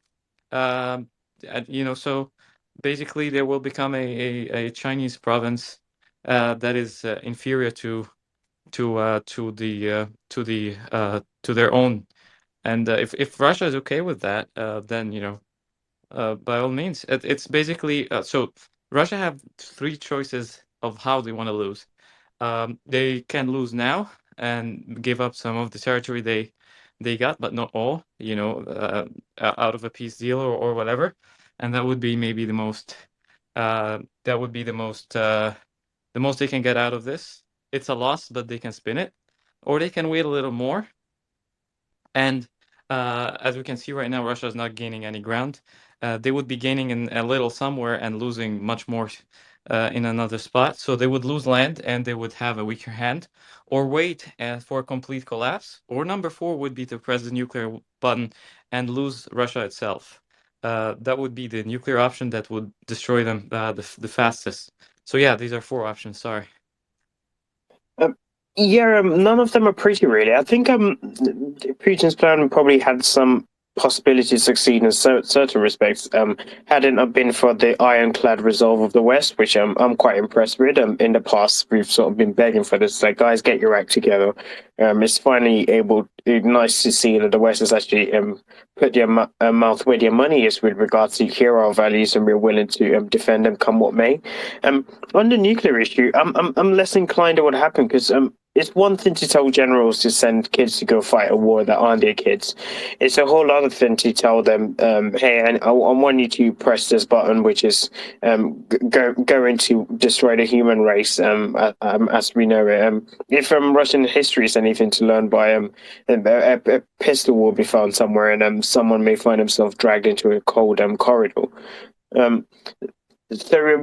Like in the Soviet days, where it was very hard to understand the Russian political structure, but during the various parades, you just had to look at who gets to stand next to the general secretary. I think in the coming months, it's going to be quite interesting to see, like, when Putin has these various security council briefings and such, like who's allowed in the room, and also, more importantly, who's allowed to talk. That would give us an indication with regards to the current balance of power within the Kremlin. But you can never really know for sure when it comes to the Russians. They've always been a bit of an enigma when it comes to the political structure. Let's go to Vernon, then Pete, then Mr. Pickle. Yes, well, if you are, I guess the question is if anyone wants to speak. Going back to the start of the special military operation, when Patrushev was forced to repeat what Putin told him to say, like a rabbit, staring into the headlights of the oncoming car. Look, I can't. Yes, the conversation sort of went off a bit, but look, I just on Ukraine and the development of the middle class there, and how it contrasts with Russia, is they've really they've built a middle class on the back of IT professionals who were able to insulate themselves from the remaining kind of corrupt entities within Ukraine, because in IT all the money is digital and not in your pocket or in your safe. So and sorry, most importantly is that they were, for the past sort of since Maidan really, the tax rules for IT professionals have been extremely generous. It's been like 5% for that whole period. So what that's done is it's really created a class of young, rich professionals within Ukraine, and to sort of further support that was the exodus of Belarusian IT professionals when the crackdown started there a few years back. So, yeah, Ukraine's got a really strong generation. I mean, it's probably more than one generation of really effective and successful IT professionals, and they're standing on their own 2 feet. They're not sort of being used. Well, I mean, there is sort of the outsourcing thing, which I think is exploitative in some respects. But there's a lot of companies that are doing it on their own, and I really hope that is going to be I believe that that's going to be a really strong part of Ukraine's resurgence when this is over. Thank you. Yeah, definitely. It is a lot easier to fight these long and slow wars when the Ukrainians, for them it's an issue of national survival and the right to exist as a Ukrainian state, whereas for the Russians, a lot of them are fighting a war where they weren't even told in the beginning and why exactly they are in Ukraine, and it very much becomes this whole idea if you come to fight Nazis and you'll be greeted with flowers in the streets. It's not the reality that they saw when they came to Ukraine. Go for it, Pete, Mr. Pickle. Yeah, God, there's a few things I was going to talk about saying and then forgotten, but there's one point. Another possible outcome for this, I think you mentioned 4 options. Was it Pickle that mentioned them? But one option is, so going back to this idea that there's likely these competing, these various different competing forces looking to a post-Putin world. And obviously we're interested in looking at who they are and hoping for maybe for certain ones. But I guess effectively, I would imagine certainly we'll be in contact with, I say, we, the West, will be in contact with those various different people, or we'll probably be sending a message, something along the lines of, tell us why we should back you. And figuring out, negotiating with these different parties, figuring out who to back. And I think offering something like, to the right kind of group in Russia, I don't know who these people are, I don't know the various different factions at all, at a point that Putin is, just one other point, I kind of missed as well, again from this Vlad Vexler video, at one point he makes an analogy as Putin being like the captain. There's like this whole war is like Putin's ship, and it's on its way, and he's kind of captain of this ship. But unlike a normal captain, he doesn't actually have total authority and control to actually do all the things that he wants to do. So he can't say, right, do this. He's becoming more and more reliant on the cooperation of people keeping him in place. And so he's kind of hoping people act in certain ways, but maybe he's not so confident of that. So he's so one, we could be looking at figuring out who, ultimately is going to get taken down at some point. There will be a point where he's clearly more of a liability. I guess we want to kind of back the right people in taking him down. But if Russia, if we could back the right people, and those right people could literally hand him over, or in exchange for quite serious reduction of sanctions or whatever it is, that might be another option. There was one other point that just slipped my mind. I'll give it 3 seconds to come back. No, it's gone. Mr. Pickle, I'm sure I'll come up with. It'll come back to me. Yeah, go for it. Yeah, I mean, I think we drifted away from that, but I just wanted to mention in terms of like close calls that we had before, when it comes to humans pressing the nuclear button, this was tested quite a few times.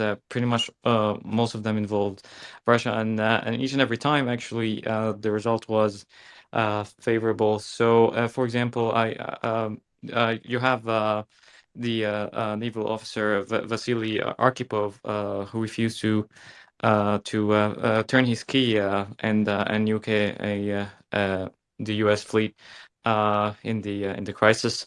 You have Stanislav Petrov when he refused to when he got a signal that there was an ICBM launched from our side towards theirs, followed by 4, and he actually waited for corroborating evidence before retaliating rather than being trigger happy. You also have 3 Ukrainian heroes, Alexei Ananenko and Valery Paspalov and Boris Barnov. Those are the 3 heroes that saved Chernobyl from a meltdown that would reach the liquefier under the plant, although they knew that they will die shortly after.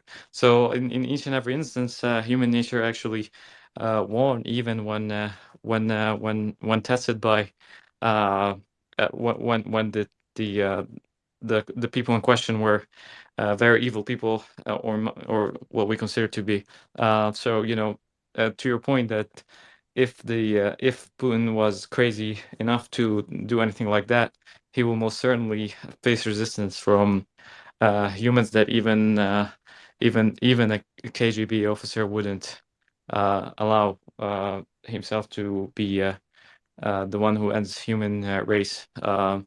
So yeah, just I wanted to bring to the face the names of those heroes that saved us in many ways, or at least didn't destroy, chose not to destroy the human race, and God bless their souls.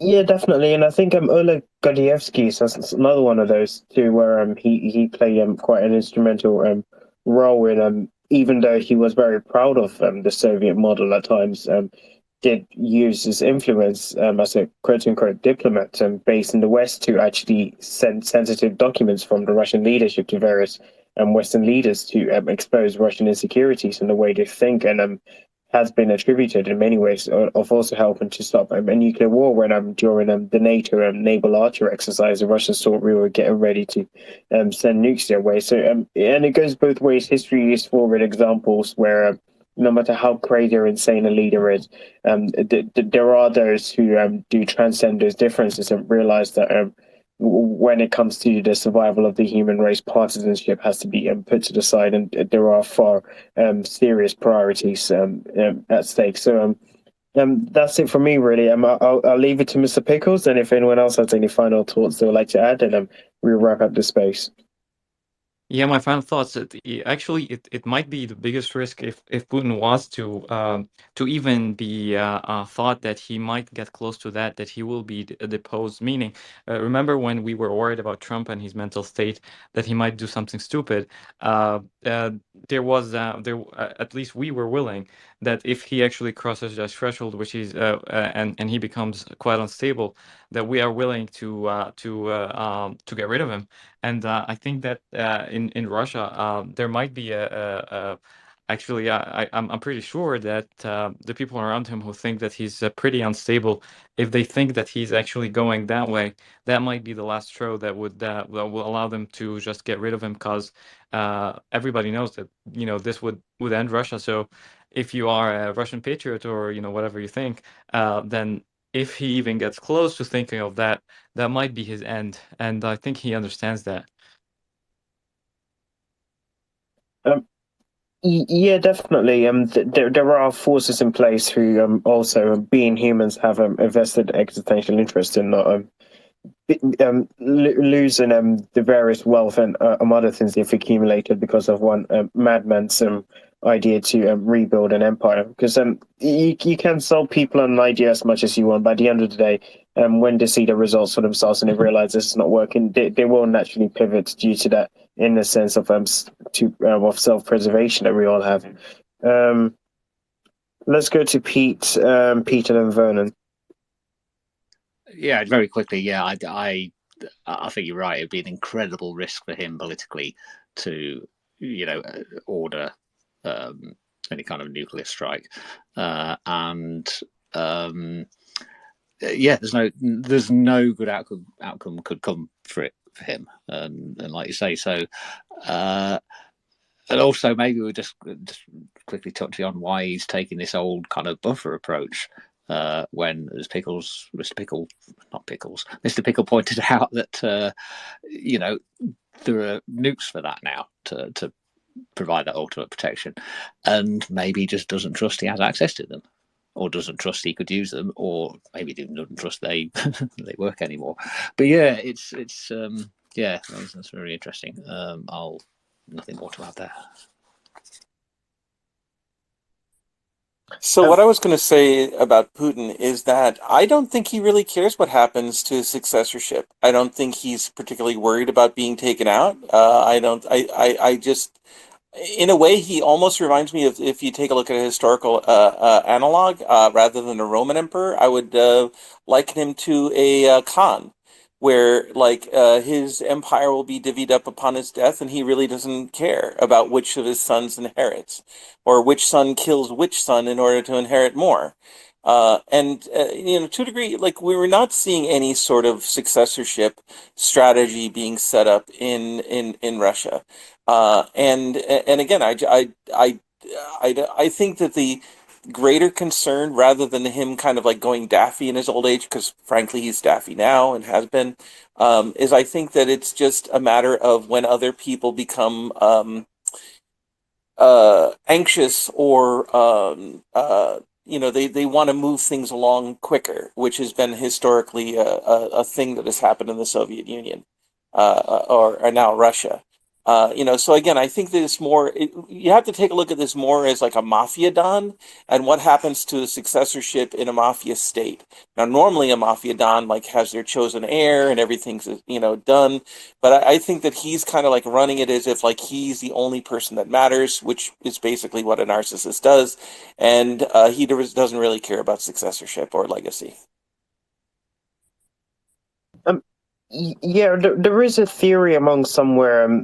Some propose this idea that Putin sees himself as, in some respects, being sort of the last leader of Russia, and he is willing to put all the chips on the table, even if it means bringing the Russian Empire down with him, if that's the price that he has to pay. I'm inclined to believe, at the end of the day, as we've seen in history, in the USSR and other areas, that human need for self-preservation and others' greedy interests will prevail in some capacity, one way or another, and if need be, suppress him. The trouble with stuff like that is one cannot really put a timeline on it. It can take deemed as insignificant events for someone to decide I'm going to do something, or it could even take a significant event that happens on a global stage to force a group of individuals to decide maybe it's about a time we change the guard, so to speak. Vernon, you had your hand up and it's gone down. I don't know if you still want to speak. If so, go ahead. Oh, yeah, just a final point. I think the big red button that Putin has his finger on is not the nuclear button. I think he's got like a compromat button that when he pushes it, all of the compromat that he's got on everybody in and around him in his inner circle will be released. And I think this is my hypothesis as to how he's retained his power, but that's a little bit tongue in cheek. But Polaris, thank you for the space. Really enjoyed it. And look forward to the next one. Cheerio. Yeah, it was lovely having you here. I look forward to speaking to you in future spaces. Many thanks for stopping by. How are you doing, Chris? Nice to see you. How's it going? Yeah, good, Polaris. Good to see you guys. I haven't been in the space for long, so I don't really know what the topic was, but I heard somebody say a few minutes ago about whether Putin would push the nuclear button. I'm starting to think, of the boy who cried wolf. It's a threat that he's been sort of holding over us for months now, and it's just become boring, really. I mean, I don't think that we can allow global terrorist states to blackmail us like that. If we do, we just go back to this primitive world of dog eat dog, and the might is right. The bigger country can invade the smaller country and terrorize them and just say to everybody else, get out of my way or else I'm going to push this button. I don't think we can respond to that or be afraid of that or intimidated by that. Otherwise, the world is just going to go completely to shit. And yeah, that's all I've got to say at the moment. Thanks. Yeah, definitely. I agree with you. We do have a vested interest in making sure we don't live in a world where just because you have a few nukes here and there, you can sort of wave around when things are not going your way. And you can sort of see that this line of thinking is wading away, really, because in the past it used to be, oh, don't expand NATO, you don't want to annoy the Russians. That was sort of the excuse not to allow the Ukrainians to join NATO that the French and Germans used for years. But then Finland and Sweden decided to join, and even though Russia said, "Oh, there's going to be serious military repercussions," when it came down to it, there wasn't really much they could do. And then all of a sudden, the excuse became, "Well, you can join NATO now, but if you really put American bases on your country, then we're going to have a problem." So when you do call your bluff, and granted the stakes are high when you call some of these bluffs, they do tend to pivot towards a new threat or line of thinking, so to speak. Go for it, Mr. Pickle. Yeah, I know that the space is wrapping up. I just want to tell Chris what we're actually talking about was that he actually can't, and even if he could, he wouldn't be. People wouldn't follow the order, and in fact, he wouldn't even be allowed to be president if he even. He's seen that he might think about it. He will be taken out by people around him who will think that he's too unstable to rule, and I believe that's the most likely scenario. So there's just no way that he would be able to pull it off, even if he wants. It will be his downfall. If he ever does, if it happens, it will be the end of not only him but Russia. So the point was that this will not happen under any circumstances. Not that it will. Okay, thanks for clarifying that, Mr. Pickle. That's great news. Thank you.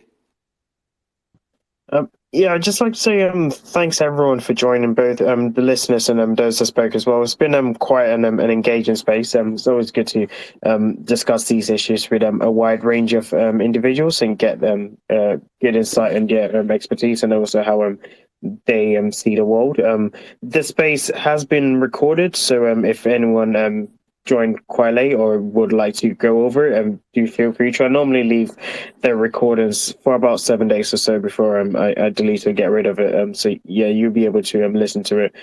In the beginning of the space, I spent about 30-45 minutes or so just going through the Russian understanding of the world and of how they saw foreign policy in the way it was seen in like the days of Catherine the Great and such, through this need to control the various fault lines and gaps around Europe. So whether it's the European plains, aka the Polish Gap, which is the flatlands from Germany through to Poland, through to Ukraine, or the Bessarabian Gap, the flatlands below Moldova that connects to Romania, and this Russian obsession that if we can rid our limited military controllers, then we can contain any threats and thereby use some strategic depth like they did with during the invasion of the Nazis, where it's like if your military campaign starts in the summer, by the time you get close to Russia, winter has had its time to kick in, and it severely degrades the force that the smaller Russian military has to face on its own border. And also we saw how soft power has been used in Belarus and Kazakhstan, once again to ensure Russia has these client states that it can count on when needed to close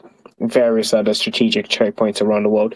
And it's quite an interesting discussion. It's quite frankly a very old school way of thinking about the world, and it's one that we in the West don't really give much credence to or thought to for that matter, but it's nonetheless the way Putin and some in its inner circles see the world. And from time to time it's good to be mindful of this, and just so to see it to better understand it. It doesn't fundamentally mean we agree with this view of the world or this view of the world is right, but nonetheless when I'm dealing with these tyrants and other leaders, it's always good to understand where they're coming from, so as you can better try to address the issue at hand when having these discussions. So yeah, that's it for the space really. Thanks again everyone. Looking forward to speaking to you all in the next space. Take care. Bye. Thank you, Polaris, and thanks everyone.